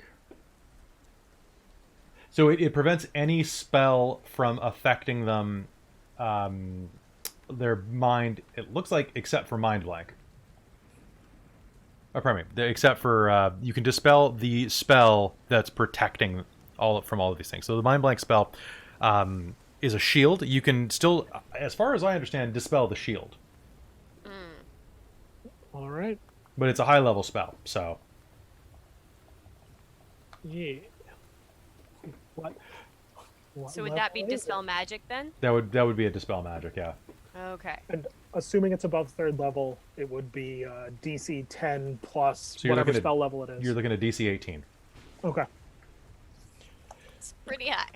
I would roll an ability check using my spellcasting ability. So Wisdom, so you need at least a 13 on this dice. And that's a natural 20. Nice. Okay. Damn! Nice. Heal me more. More. I'm not quite healed yet. Certainly. Breathe this in. And I'll like wave incense under his nose as I like lesser restoration his head. All right, so you're going to lesser restoration him. Go ahead. And then you just do that. I think I just do that. I think you just I'll do double it. check the spell, but I don't care. okay. You do the spell. As the mind blank spell gets in that, or pardon me, as the dispel is strips his mind blank off with that nat 20 of yours. He's going to look up at you. What? Wait, what? My defenses. Someone's here. Someone's, and you'll hit him with lesser restoration. Someone's.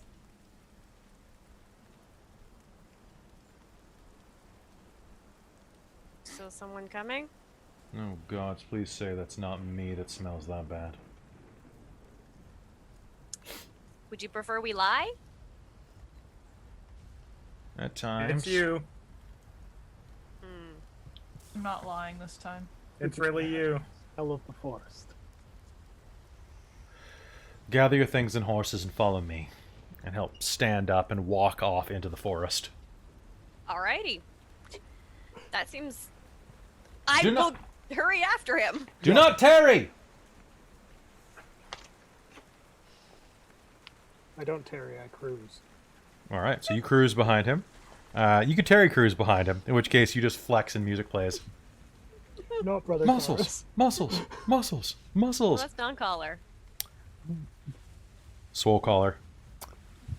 You wander through the mountainside for a few moments. And before long, he will lead you up to the side of the mountain, where you will see among the nettles, it looks like someone has walked back and forth to the mountainside a bunch of times. The mountain is high above you at this point, but the slate gray of the stone directly in front of you. He walks toward it. Still with me?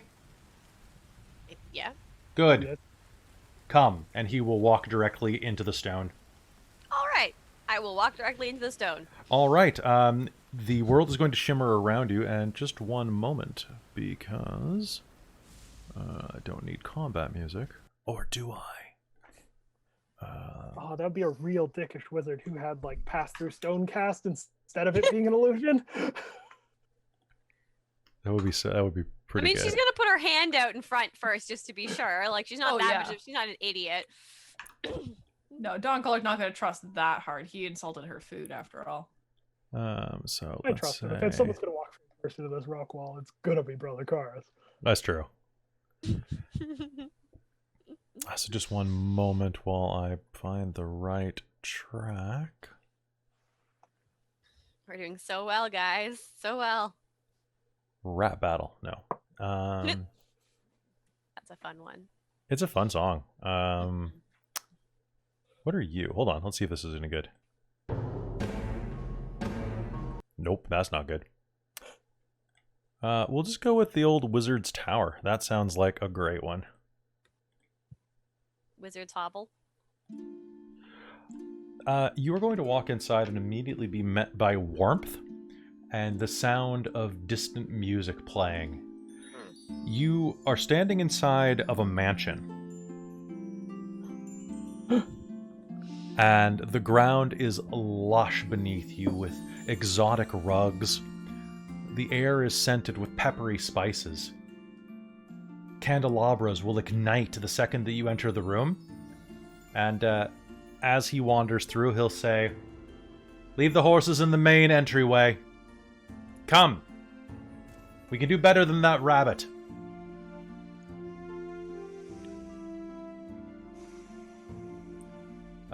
Come. Yeah, we're coming. Shasta will wander off. towards wherever he's going. There is a huge sitting area around the corner as you wander the halls of this positively magnificent mansion. And he is going to approach a chair in front of a large mirror, snap his fingers, and a straight razor is going to arise from next to the mirror. A basin is going to fill itself with water, and a mug is going to begin to stir itself with a frother and begin to paint his scalp and beard. And slowly the razor is going to uncoil and begin to shave him. The kitchen should be able to make you whatever you want. You should be able to enjoy yourselves here. It seems that we have some things to talk about while you are the ones who are here to fight. Excuse me. Strahd? Wait a second. You say that in character? Yeah. Now, fear not, we're not in his plane. Strahd wears his mother's underwear. See? Nothing.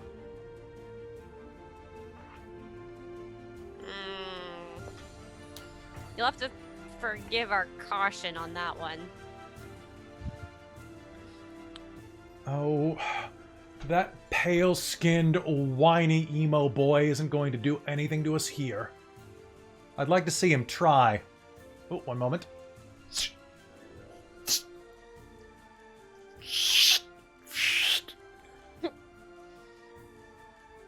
The basin finishes shaving him, and he will rise to his feet.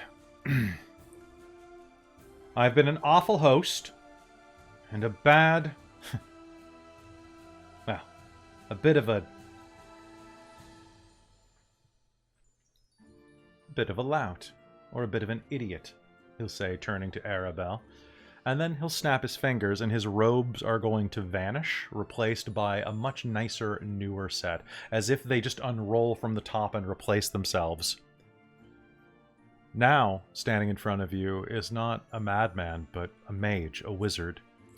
An incredible and powerful man.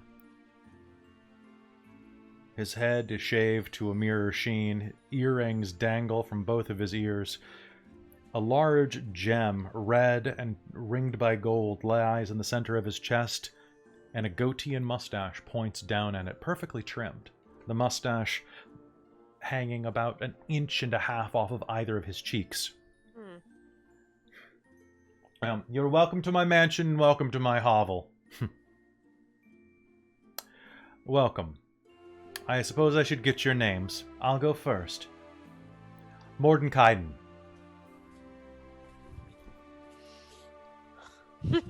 Well, shit! I'm Mordenkainen. The magnificent mad mage.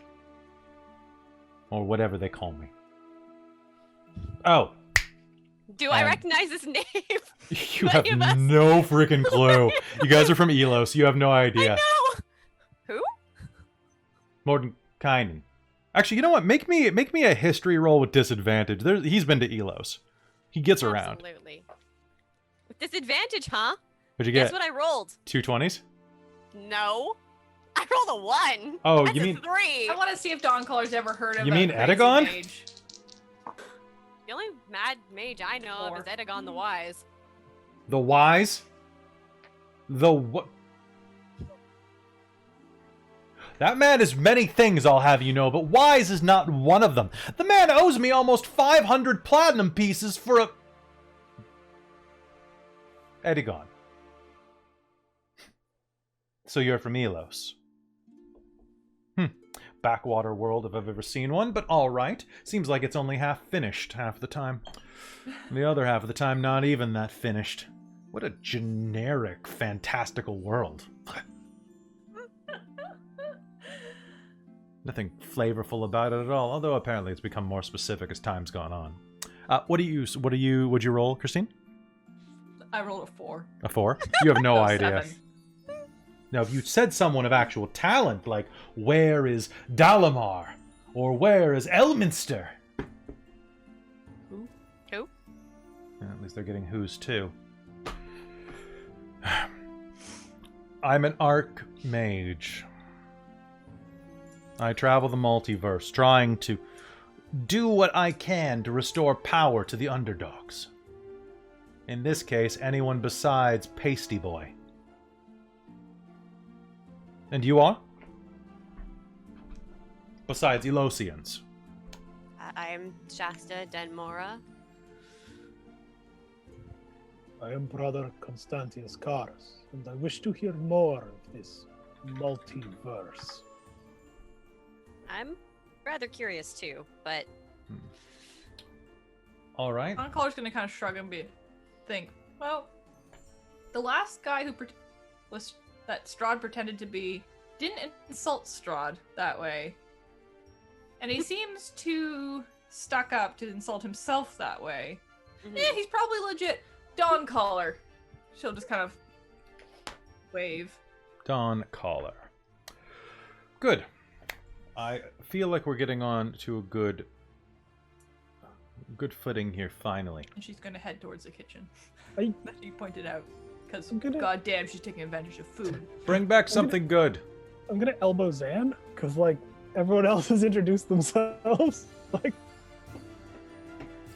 I probably have Hookfoot on my lap and playing with the cat because I have no idea what anyone's talking about. Multiverse, what's that? Who is this little girl? My name's Ara, but not you, the cat. Psst, psst, psst, psst, psst. Dawn the Caller, cat. if Turn you're the in the cat kitchen, there's some catnip on the windowsill. Oh, Noted. She likes the cat better than most other people. The cat's the real hero. Yep. The cat's gonna become the next Dark Lord when you beat Strahd. yeah, probably. It's okay, I'll bow down to Dark Lord. Dark Hookfoot. should be a great Dark Lord. Mr. Seems legit. Hookfoot. And yes, you're Arabelle, right? Yeah. Good. Well, there we go. And who is let's see, Hookfoot, who is the master of Wait, you're implying Hookfoot's my master? owner then. More like a guardian, I guess. I if see. anything. And your name is Everyone calls me the plan.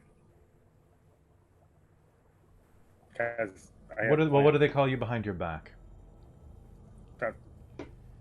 Well, you have to ask them. Because it's behind me. Zan! What? Dawn Caller will yell from the kitchen. Zan. What? No, everyone calls me the plan. Come on, Okay. that's a great nickname. All right, so in the kitchen, you're going to be able to forage a ton of stuff. There basically is everything in here that you could ask for. Hanging roasted meats, ducks dangling from a window that overlooks a beautiful plain that you're pretty sure doesn't actually exist. One of the windows that you look over looks to be like a brilliant blooming fjord. And as you walk by, there are some ducks dangling in front of another one that appear to be the brimstony expanses of Avernus, one of the realms of hell. Lovely place. In fact, each window looks out into a different world. In the distance, something crows strangely, and you have the feeling that there's more than just you in this mansion. Probably. Seems like that sort of place. She'll just come out with like a platter, just piled like a Shaggy and Scooby level plate piled, like Sounds good. platter style for her, and just thunk it on a table somewhere and start building her meal. we will all make it into one sandwich, and then So I mean, the it's for everybody, but she's just not gonna. Multiverse. Don't mind if I do. Shasta will snag some. some wine, of course, and he'll summon some wine and beer to the table for you as well, for you to drink your fill. The multiverse. Well, the easiest way to explain it would be probably something like this. And he'll wave his hand, and an orange will fly above the table. This is your world. And this, and he'll have a black olive rise off of the table, is Ravenloft. Two separate worlds. Two separate places. For the sake of this demonstration, assume that each is representative of its people and type, not just a fruit. So you originally came from here, but are now here. However, Ravenloft does not exist. Not as your world does. Ravenloft is a realm between realms, a demiplane. A pocket, much like this mansion. The world I come from, and an apple will rise off the table. The world that I come from is vastly different. But not so dissimilar. You would still be able to breathe the air. You would still be able to meet all sorts of people. Even our languages are not that dissimilar. It seems to be a universal constant. For example, I come from a world known as... Oh god, where does it come from? From Orth. That's right. I was trying to remember how to pronounce it. I come from Orth. Or Oith? Oith? Orth? Oith? There's a pronunciation guide that's really throwing me, guys. Orth. From Orth. It's just Gaelic earth. From Orth. There's also Toril, Earth, Kryn, and a number of others. And of course, we can't forget Sigil, which is more like a bus terminal. You'd have to know what buses are. More like a carriage terminal. There are many worlds that all exist, all with their own gods and all with their own people. Although they share similarities. You would find elves on each of these, except for Earth, it's boring. They call them Swedes there. It's still same idea. Tall, leggy, build furniture. And chat reminds me it's Orth. And if anybody in chat knows how Gary Gygax used to play this guy and what accent to use, I just went with kind of snide American. But if I'm wrong, let me know and I'll change the accent. There are many worlds. I came to this one to defeat Strahd and return this world to some semblance of peace, to free Barovia from his clutches, potentially even collapse the demiplane back into its own previous existence. For it was vestigial, like if you tie a string around your finger too tightly, it'll eventually pop off. That's what happened to Barovia. It was once part of another world that has since forgotten about it. My battle with Strahd did not go particularly well. We battled, and he, I must say, got the better of me. I was not prepared. I was prepared for many things, I should say. I was not prepared to be thrown off a waterfall. That was my one failing. When he did that, I lost not only my mind, but my spell book and staff. Thankfully, this place is self-sustaining, so long as I will it to be. The joys of creating your own spells. Let me guess, you're here looking for help defeating Strahd. Ding ding. That'd be it. Well,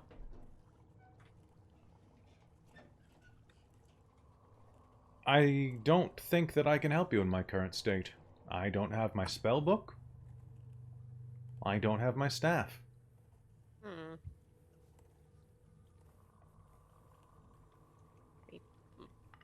Out of character question. Yes.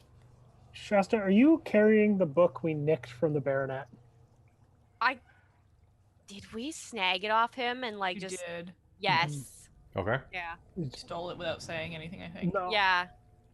It's insurance. Could you... I'll pull the book out then, I guess. Be like...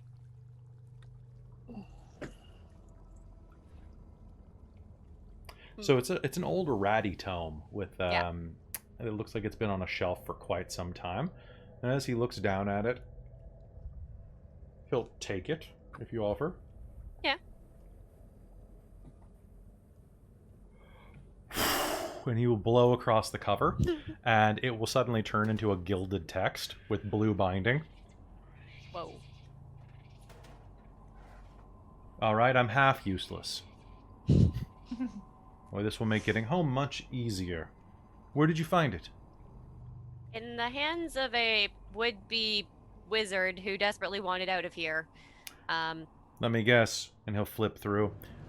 As you can see, and as he flips through the pages, it's almost like an etch-a-sketch being shaken.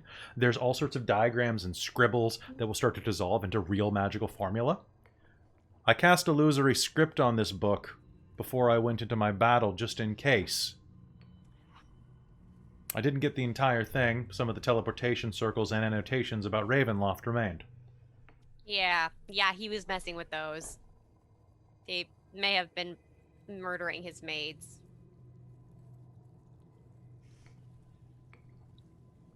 What a prick. Yeah. Did you kill him? No, not yet. Well, Did he default to Strahd?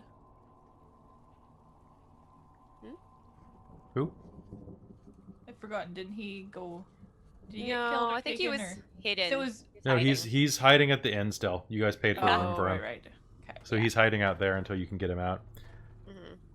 Mhm. Well, I have no idea where my staff is, so I'm probably less useful for you.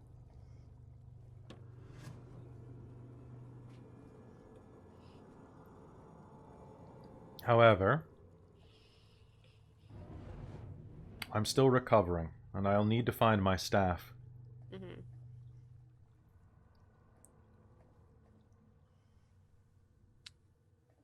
Had we heard about any staffs in No. the area? No, it's almost like they don't even tell you where it is in the book. Oh, great. That's useful. I think that's the plot of the Dungeon of the Mad Mage, to be honest, but I don't know. They actually don't even tell you that that's his spell book, but it seemed like the most logical place to have it happen. So, Yeah. That's fair. like I said, if people come at, just don't at me. Yes, well, good. So, we are on a bit of a time crunch for the next couple days. And Why, do you have a wedding to get to? actually, yes. Hopefully we can deal with this before the wedding, actually. We need to rescue someone that he's wandered off with or abducted again, it seems. I see. Yeah. Well, I would be happy to assist in some small way. Well, I was hoping you could potentially help us with these teleportation circles, because this one, and she'll lean over and point at the one that she'd identified as looking like Castle Ravenloft, potentially, looks like it might actually go into the castle. Oh, actually, you know what? One moment, and he'll wave his hand, and there will be a little... Oh, hey, we're being raided. Hello, everyone. Good to see you there. Good to see you. I'm Mordenkainen. Can you tell by the goatee? All right. He'll look... Stuck-up attitude. He'll look down and wave his hand. So for those of you who don't know who Mordenkainen is, for one, he's in a ton of the spells. Mordenkainen's faithful watchdog, Mordenkainen's Magnificent Mansion. Magnificent Mansion. I even dropped it right before. I saw you starting to clue in. But he's Gary Gygax's old character. So he's literally the original NPC of D&D, basically. Goodness. So he looks around. He waves his hand over the pages, and you can see that the smudged writing is going to clarify and have all sorts of annotations in golden ink. Cool. I could open the transportation circles for you. And I could teleport you where you need, so long as I have a bit of time to rest and recuperate my spells. I think we're fine for that. I don't think we're trying to get any... I mean, we are trying to get somewhere, but... But the we've got amount that other of time place to check saved out. by moving instantaneously allows time to rest. Exactly. But... we also needed to go down to that other hold place. Yes, but the sign for Argynvost Holt is also in the book. Yeah. Ah, I think. yes, the place of the silver dragon. You're looking for the relic. I believe so, yes. You won't find it there. Oh. Well, okay. You may find other things there that can help you, but the Sun Sword. Sergei's blade.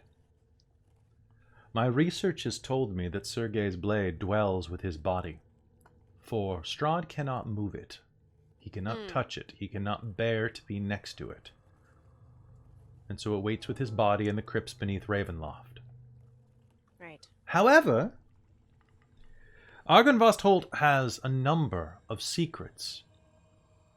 It also has a number of potential allies, were you to raise them. You seem to be particularly adept at getting people to help you. I haven't thrown you out of my mansion yet. I like to think we can be charming from time to time. Most do like to think that they can be charming. If you're headed to Argynvost Holt, you should know some things about it. As I flip around trying to find the exact entry so I can make sure I get the names right. Boop, boop, boop.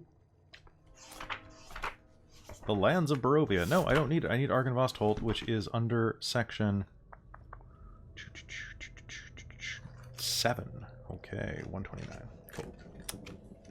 I narrate things aloud because it makes it less weird when I look around. Okay. Alright. You're looking for the Order of the Silver Dragon.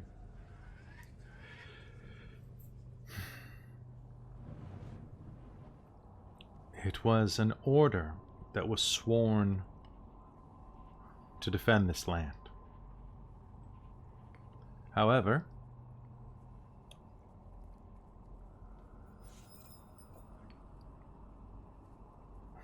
its leader's zeal was so great that it brought back the spirits of his fellow knights. They rose as revenants, where they still remain today. When Strahd became a vampire, they marched to Castle Ravenloft. They had risen up to defeat Strahd, and after his death, to become a vampire. In theory, that should have broken their curse. When they approached, as far as I can understand, your Madam Ava stopped them and explained Strahd's fate, that he was a damned soul trapped here, a prisoner of his own realm for all time, but a dead one. In theory, that should have been enough to end their curse, but instead, they have waited at Argynvost Holt.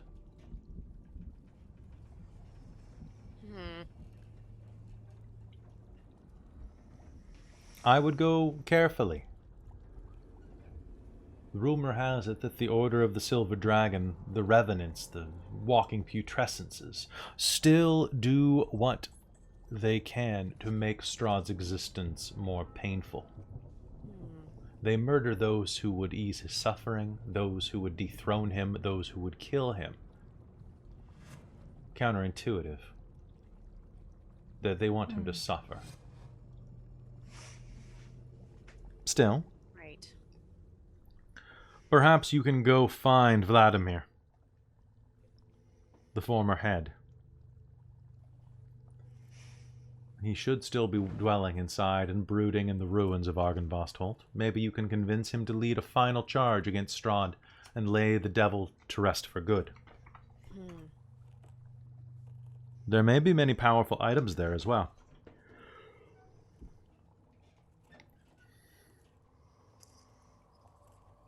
Could be useful. If not there, I would suggest going to Berez's. Berez should be where you would be able to find Baba the Saga. Right. I think I heard that name somewhere. If not there, then perhaps the pass or the I doubt there's anything useful at the Abbey of St. Markovia. But Well, the Talenka Pass. the old guard towers on the way out of this cursed land might be useful. There may be something there. Or I could just teleport you into the basement of Ravenloft and say, good luck. You know, I don't like that option. as much as I would like to go and punch that asshole in the face, how about we go try and recruit an undead army? To Argynvostholt. If it is not overstepping, I will say that one of the appeals of Argynvostholt is that we have seen in your wonderful tome that travel there can be made easier. Mm-hmm. Is this true of the other places? Yes, instantaneous. I can set up a teleportation circle out in the mountains and have you transport there immediately. Instantaneous.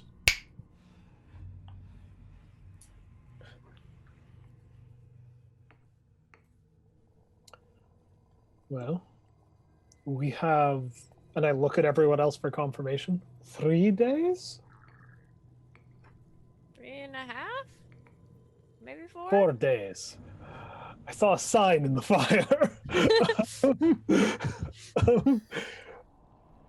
That means if transportation is truly instantaneous and you will suffer us to do so, perhaps we have more than one opportunity to seek aid, seek benefits, to help us dethrone the adversary. Make me a persuasion roll. Pretty good, 22. 22? Yep. He'll sit there for a long moment, tenting his fingers.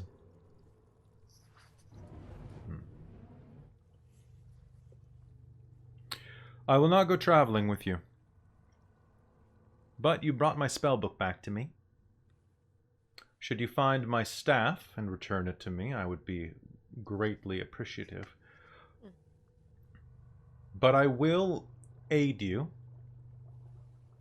in acquiring what you need to do. I will help you march to your own deaths if that's what you wish.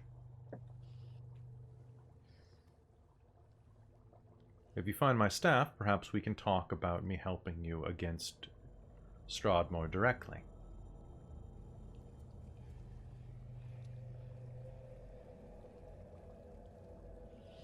But in the meanwhile, I see no reason why you shouldn't relax, recuperate here. The food is endless, the drink is endless, the servants will wash and clean your clothing, and each one of the bedrooms has its own bath chamber. If you... When you open the door to each, merely think about the type of room you would like. What would make you the most comfortable, and the room should adapt to it. Alright. Common College is going to end up with a room with like a bed piled just with furs. Yep. In addition, should any of you require anything else to help you sleep, merely think about it, and that should help. Like I said, it's plentiful. Never-ending luxury, although somewhat bland. Whew. I myself am actually quite tired, being thrown off a waterfall and wandering around as a madman for a year. As it has been a year.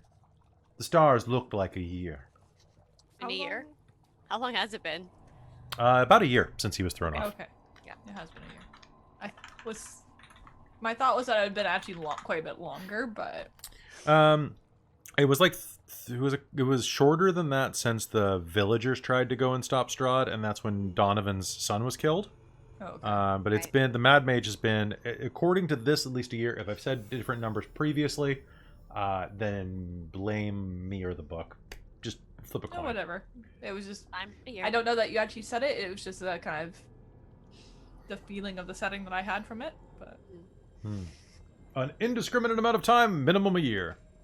sounds good. All right. What I can give you in the meanwhile, though, as you rest, is this. Hands. Put them all in. Okay. We'll put hand out. If you are truly heroes and truly here to try to stop that self-styled devilish prick, I'd like to give you this. Do you all put your hands in? Oh, yeah. Yes. Yeah. Okay. Arabella's going to put her hand in, too. She's going to try anyway. She got an 11. That's more than her age. He is going to cast the Charm of Heroism on you. So, what this means is, at any point you can activate this for... Actually, one sec. Because it's slightly different in the DMG, which is the one book I didn't grab, so one sec.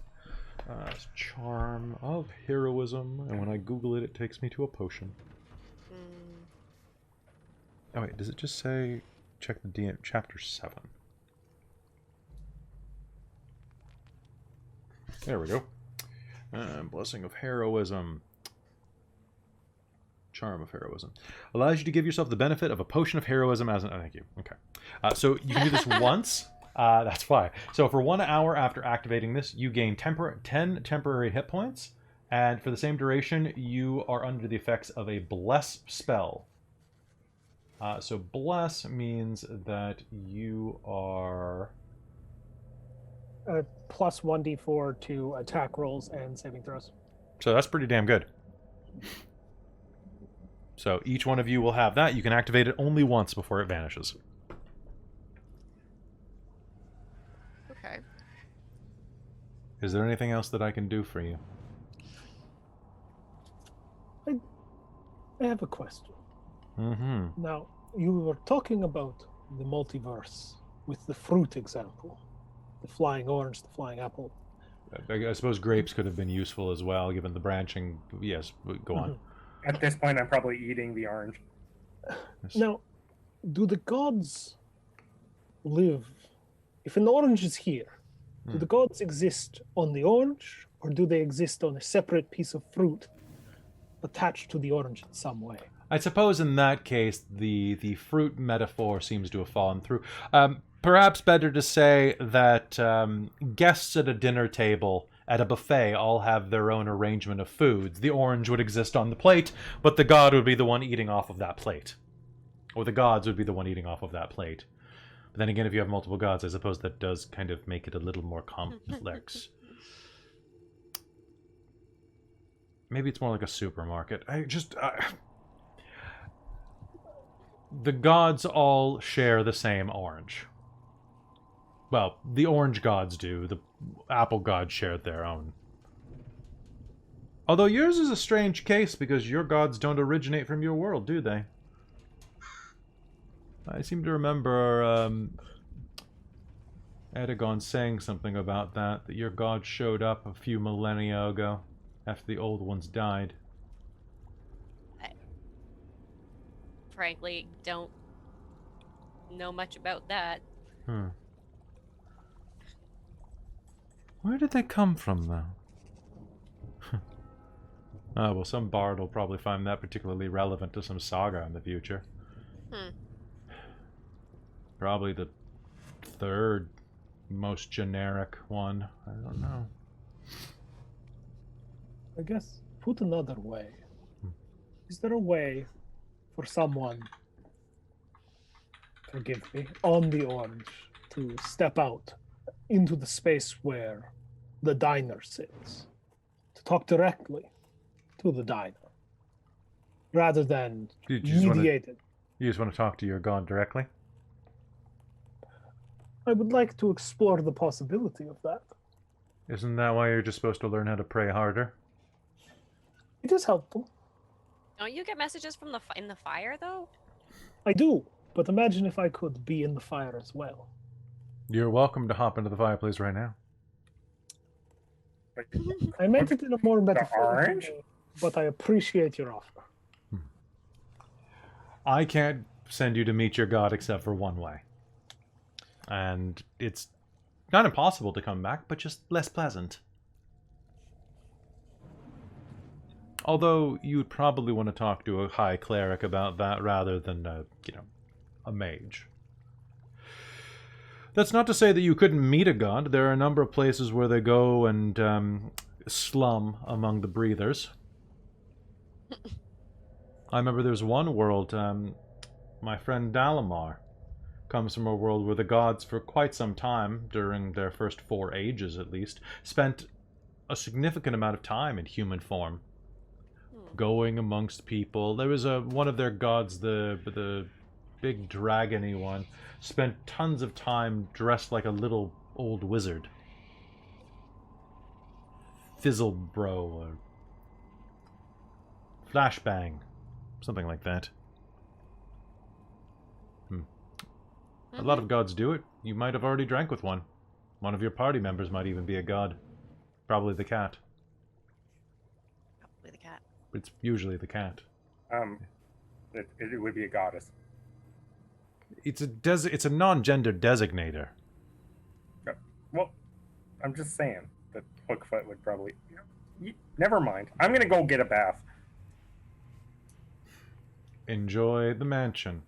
Your door's the one that you open.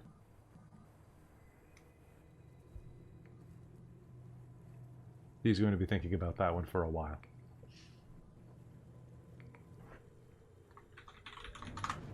All right, so Zan, you wander off, and which room do you open? The corridor is lined with dozens and dozens of rooms, and as you're walking through, each one of them seems the same.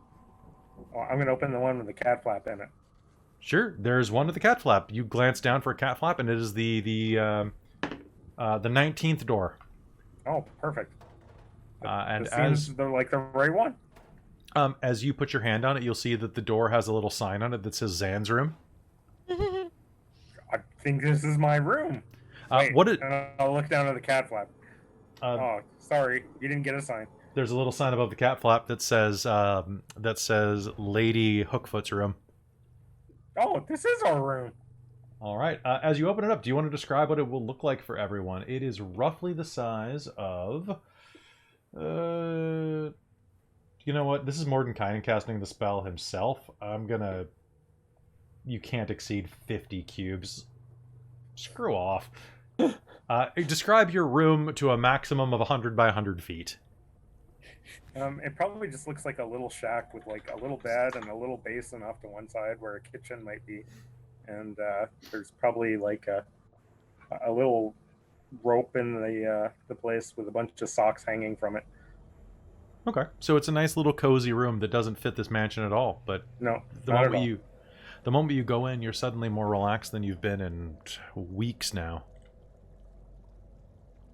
Just like home. Oh, this is adorable. The cat's gonna run up and start clawing at the socks immediately. Scratching post. Scratching post. We've talked about this. Yeah, it's over there in the corner. She'll go over and start scratching at the post. I have a question. Yes. Does the cat impact the room at all by, like, the cat's desires? The cat likes what Zan likes for the most part, although there is a window box full of catnip. And also a particularly fat, ghostly rat waddling around the floor. Nice. The cat is going to start hunting it. She swats this giant fat rat across the room, and it hits the flooring and like rolls over and says, "Very good, sir," as it dies. She'll meow up at you, and another rat will scurry from the wall. Meow. Very good, sir. Have fun. I'm glad. So yeah, are you going to call for any servants or anything to help you sleep?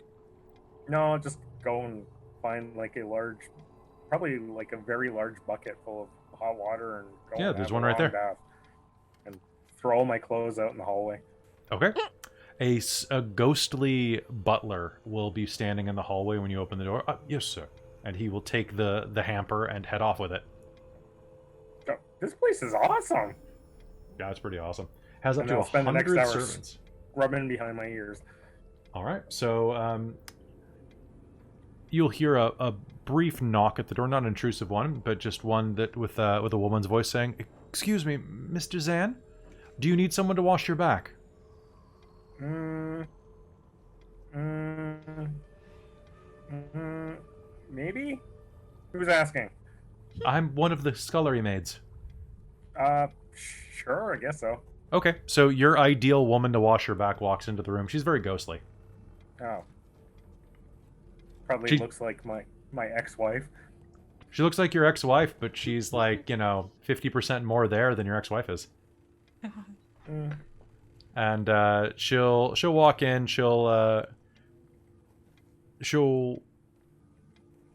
wash her back. You'll notice that you have a stack of clean clothes laying on your bed already. And she'll stick around for whatever you want. She's a ghostly, invisible servant, and she's tangible. That's all I'll say there. No, she when she's done scrubbing, she's done. Okay, cool. She signs the divorce papers like you've always asked and leaves. She gives you everything your heart desires. oh God. Oh Yeah. With that, the rest of you enjoy your time with Mordenkainen, and retire to your own rooms. I want you each to tell me in turn what your room looks like. Sure, I know. The inside will look like it's rough wood walls and like a gigantic pile of furs for the bed, and there'll be a fire pit, and then whatever like the bath area is will be, I think, kind of like a sunken pit lined with rocks. Okay. And just steaming.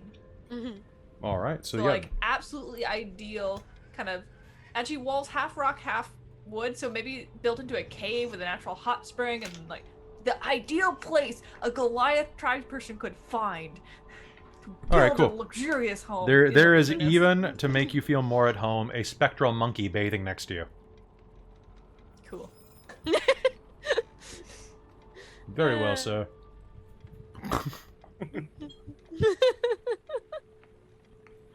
All right. What about who's next? You want I to go or guess should I go? I'll go, yeah. Okay. I mean, I don't really know how to describe Shasta's room because it would probably be way fancier than any of the others I've been describing so far. Like, I'm thinking many blankets on the bed, which is like probably a 4-poster with like, I guess definitely speaks of wealth and like prestige. Mm-hmm. Yeah. Lots of like elven decor and like fanciness, but also at the same time like humble aspects. There's like like you'd probably have like a hand sewn quilt on top of the like fancy blankets kind of thing. And like, yeah, Okay. it's cozy. It's like posh but lived in kind of aesthetic. Are you gonna get your clothes washed and all of that? Yeah, she'll probably go through all that. Okay. Yeah. Damn, can't do this. All right, well, good to know. All right, so you have a wonderful, relaxing time. There are even a number of books here worth reading. Sure, So- she'll read them. They're basically the same books that you had at home that you hadn't picked up. You know, the Yeah, ones that you nice. bought and kept on the shelf. Yeah. And She lost most of them too. it's true, in the fire. Mm. And Brother Karis, what's your room look like? All right.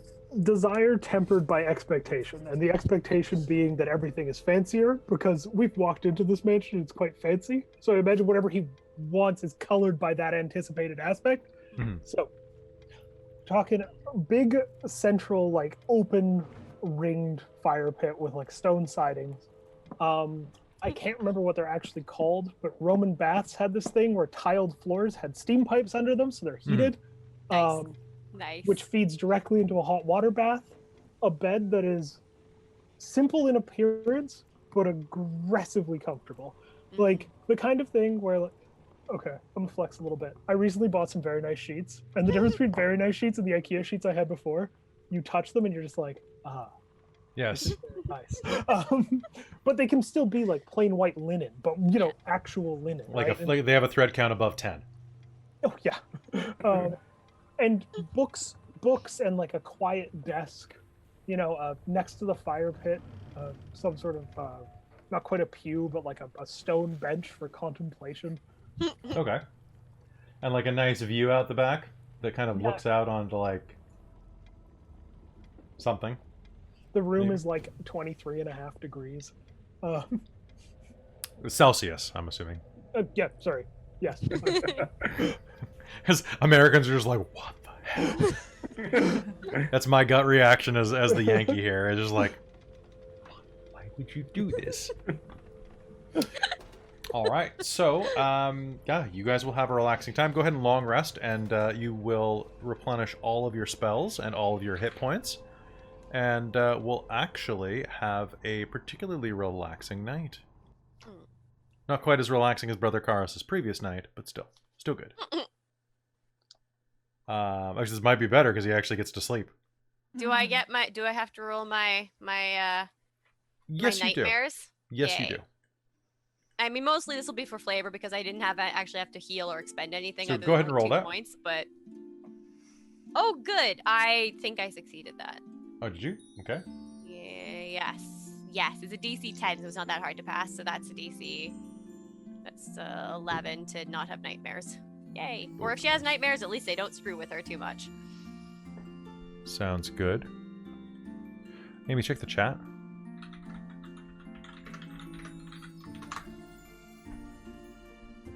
Okay. So, Actually, we are in a safe place. And Brother Cards keeps saying this, and Neil the player keeps forgetting.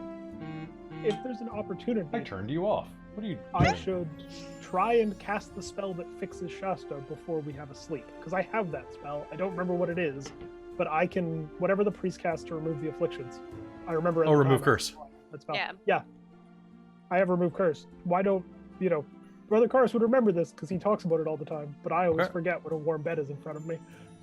Sounds good. All right. So if you approach Shasta after you've all settled down in the late night, you can do your best to cast remove curse.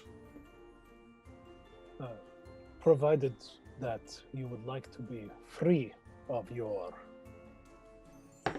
affliction. Keep in mind, I don't think she actually knows about the nightmares one. I just know that it's something I have to keep rolling for. Mm-hmm. So Karis doesn't know about the nightmares. Karis knows that you drink blood. That's the Yeah, thing that I'm okay. trying to fix. Yeah. yeah, okay. Then she'll permit that Okay. you to try. Amy, I want you to make me a wisdom save. Wisdom save? Yeah. That's 22. Okay. I rolled well for once. You may remove one of the curses. You want me to flip a coin? You may choose freely. Ooh. The nightmares one hasn't come up yet, and honestly, the drinking blood is a lot more entertaining for dramatic purposes. Get rid of the drinking blood. Okay, Get rid of the drinking blood. sure. Who knows? That might come back on its own later. That's not horrifying at all. It's not even a little bit. Okay, so still the risk of nightmares is there then. Still the risk of nightmares, because that seems like something that would be more innate to your character. Sure. Because I don't think remove curse gets rid of... Does it get rid of all curses? Let's find out. I think it only does one at a time. But maybe I'm wrong. I'm just Googling it right now, because I have 2 computers running for this game, finally. All curses. Oh, okay, so that gets rid of that one too. Okay, yeah, so you'll be rid of both of your curses. That doesn't mean you might not still have nightmares, but it'll be because of your nightmares past. Yeah, that's fine. I totally forgot that my background actually mentions that things that I've seen apparently make people more likely to want to help me. Okay. Yeah, no, I took the haunted one background.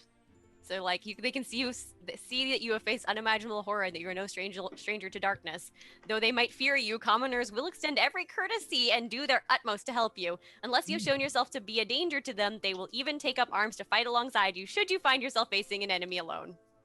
Okay. Forgot about that. So does anybody else do anything tonight? So you go and cure her of those afflictions. Are you going to cast it on yourself? I don't know I'm cursed. Oh, that's It has true. It never hasn't really come come up because of slashing damage. Yeah. So Dawncaller's been healed. So it's just you then. It's just you with your tender flesh, Mhm. your victuals. Okay. The next morning, you will awaken to the sound of birdsong or whatever you prefer.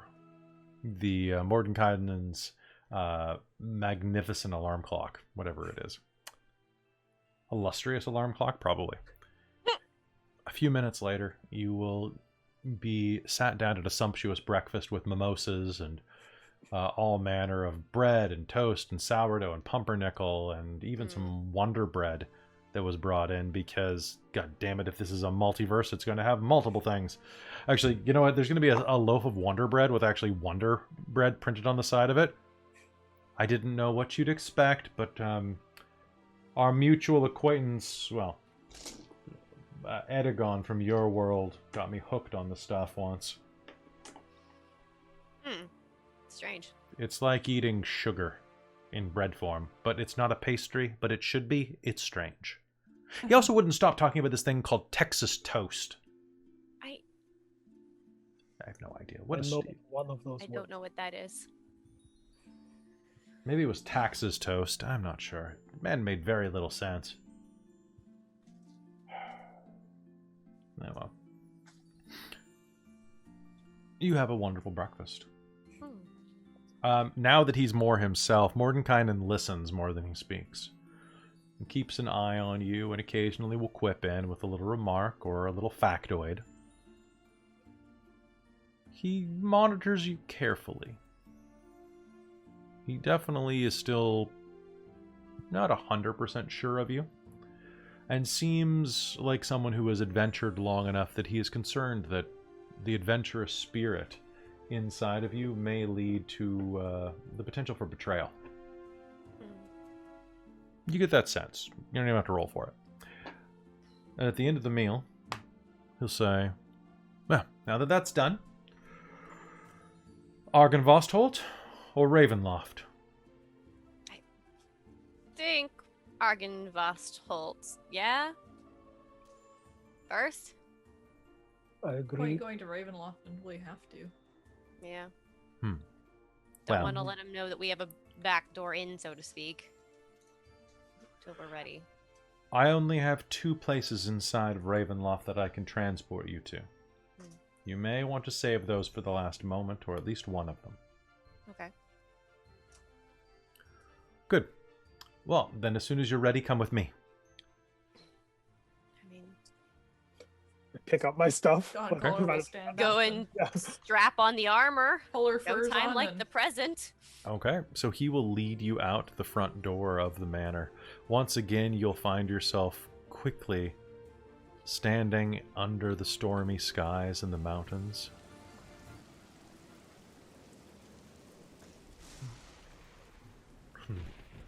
Well, no time like the present. He waves his hand and points at the ground, and the grass beneath the leaves about 10 feet away from you will suddenly flare to fire. And the ground will burn itself to a cinder with a magical symbol inscribing itself on the dirt. It begins to glow with a reddish-orange light. Argynvostholt. Merely step there, and it'll go. Right. John Collar will stride forward. Can you do something about the girl? Keep her safe? I want to go with them. Is that a good idea? We may be running into an army of the dead. Or undead. Revenants? Actually, young girl, I was hoping that you and I could have a conversation. Oh? Yes. You remind me of someone I once spoke with. You have her eyes.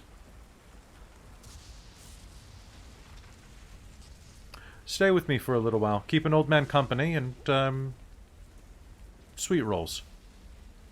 And I'll introduce you to some of my pets. I will leave the teleportation circle open for exactly 6 hours. If you are not back by then, I will not have this circle open during the night. Makes sense. You will not be able to enter the mansion without my permission. Be sure to knock on the side of the mountain. I will hear you. Okay. But I want to go with them. No? People in hell want ice water, kid. And he'll turn and walk back into the mountainside. The girl will stand there looking at you with big dewy eyes.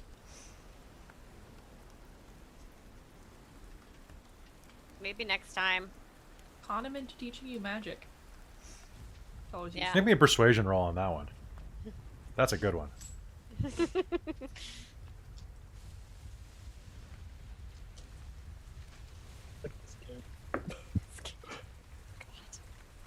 Not 20. I'm going to be a powerful wizard. I'll kick his butt. And he'll Do turn that. around and she'll walk back into the mountain. That girl terrifies me. That In a girl's good just way. a freaking anime protagonist. Like, 13 years old, super wizard. It'll be good. It's true. She'll be a Just couple years. she'll be a master by then. Mhm. With that, do you step to the gate? I think so, yeah.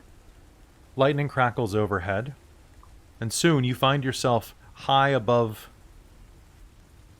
the river valley, on a quiet promontory on which looms a sepulchre mansion. Sepulchral, that's a new one for me. Its turrets capped with fairy tale cones, its towers lined with sculpted battlements. A third of the structure is collapsed. It is part of the roof, but the rest is intact. A dark, octagonal tower rises from the surrounding architecture. Out of the fog comes a distant peal of thunder over by the mountains, quickly accompanied by the howl of wolves in the woods below. But the house stands silent, seeming like a fossilized remains of some long-dead thing smote upon the mountainside. You have made it to Argynvost, and directly in front of you, perched on a 10-foot wide, 10-foot high cube of granite, is a moss-covered statue of a dragon, wings tucked close to its body. It looks east toward you, toward the mansion, and it is the dragon that you saw in your dreams, Brother Karis. Do you think they've actually got a dragon here?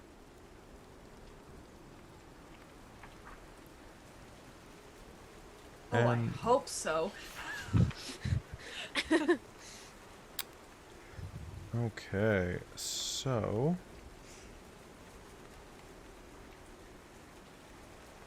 Alright, and as you stare up at the ancient dragon statue, you find yourself between the front doors of Argynvost, this dragon statue, and the next part of your destiny.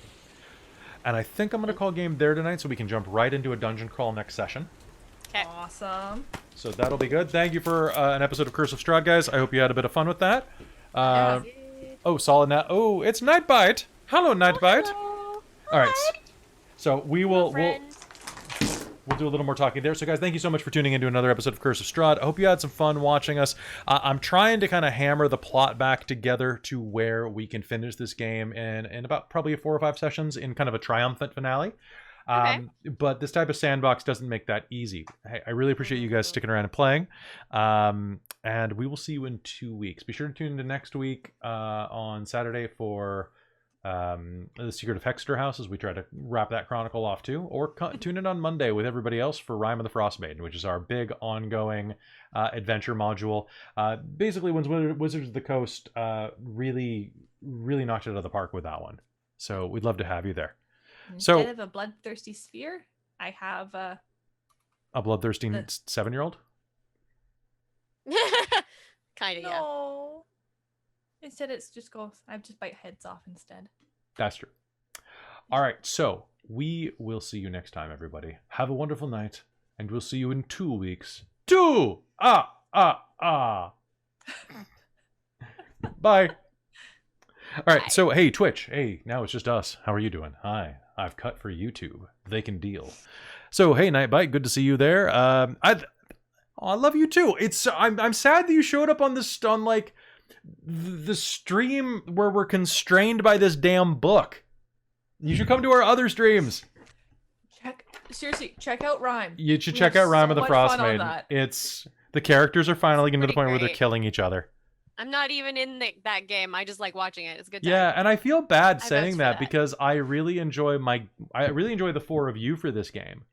Mm. But it's just like there's something where, oh hey Wonka, have a great night. It just doesn't feel quite right, and it's not you guys, Yeah. it's not you, it's not me, it's this sumbitch. Strahd just ruins everything. Strahd, I have changed Strahd, and he is now like he's bringing sexy back. Strahd is cool again. Strahd is having his Strahd is having his resurgence in my game. But like I guess when this is done, like what do you guys want to do? Do you want to just like No. I don't know, cause like I want to run a. I want to lend you the original Ravenloft module because I have it. And I'll read it. I'm not gonna run it. No, don't run it. Just read it so you can see how much it has changed. Did you flip through it at all? No, but I have in the past. But Mhm. yeah, I haven't touched it since we started playing it. How was it like super inappropriate by comparison? I'll lend it to you and you can Okay, that's give it a fair. read. Yeah. Yeah, you do lurk a lot. This is really true. Like Strahd has everything cast on his home turf. So Anfern, is it Anfern? Yeah, Anfern, Anferny? Oh, it's Anferny. Okay. Anferny, I guess you ran this before and you've seen the way that Strahd acts. I don't know, like out of character, and like since we're not in game anymore, how do you guys want this to end? Like, do you want to win? Because I get that, like, I mean, this is D&D, everybody wants to win, it's D&D, but like, don't you guys kind of want to lose a little bit? I mean, I kind of want it to maybe end on the sort of thing where we win the fight, But lose the war? do like the spell to get out, and it doesn't work, and then we just end on like Well, what do we do now? Shit. fools sort of thing, right? Like, Then I run Weekend at Strahd's where you have to and parade then around it's his just corpse. done. Yeah. That's it. Like we fail sort of thing that way. Yeah. I mean, we have it, and it's you want to right at the last second, and you call a game. I'm pretty So much that leaves it very open for what happens after. That's fair. That would be good. I don't think that a triumphant ending is really what fits this game, right? Like, I don't picture No, you this like. has been really beat down and everything's terrible. And I've been nice to you guys. You have. You've been very nice. I shouldn't be, but I get really bored if I'm not at least a little nice to you, right? Like, I'm just like, I can kick a puppy a little more, but like. Well, and that's the thing, though, Oh, is I'm that glad. Thank you. if we didn't succeed at anything and didn't win and didn't do well, and we're just constantly in the state of low hit points and never able to do anything, why are we playing the game? Like, that's just not going to be fun. I mean, it's So what's true. the point of slogging through, feeling just beaten down and like we can't do anything? Yeah, I kind of want to have this big fight with Strahd or whatever happens, try our damnedest, and whatever happens, happens. Because if we win, what do we do? Oh, Screw thank you off very and much, leave it to Nightbite. its own devices, and the next vampire rises up.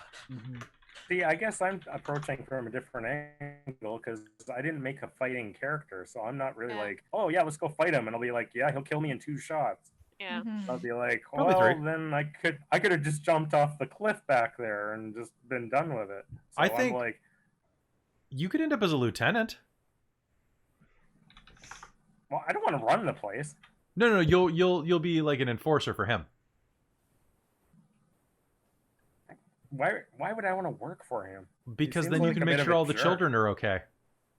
What? Yeah, you could be social services. Okay, this is going way off of my character plan.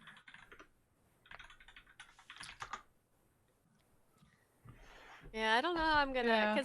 cause like even if I kind of like the idea of if we succeed and manage to get like figure things out, but there's permanent lasting consequences, like even if we end up like it's victory, but it's like, well, shit, we've Okay. unleashed, or like maybe unleash something even worse, or maybe Yeah. Strahd ends up no longer constrained to Ravenloft or something ridiculous like that. I don't know. Strahd's great. Oh. Strahd is a great character. Like we managed to get back home and something followed us.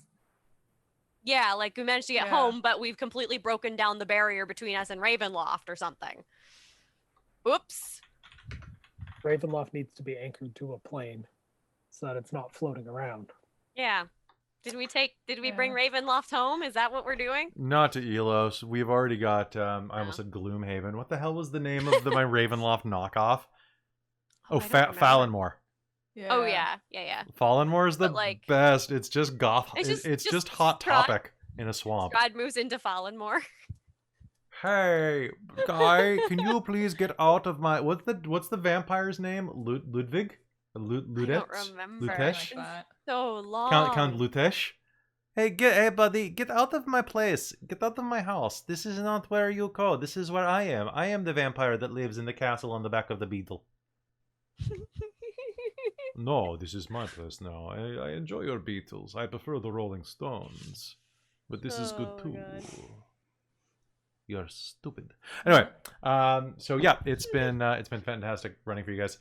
If you are bored, tomorrow night we are continuing Werewolf the Forsaken after our time jump, and the werewolf ladies have to deal with having a baby that might be a werewolf. Aw, shit. Yeah. Not ready for this. You're not ready for four-way motherhood. No. Especially when Megan had been avoiding it.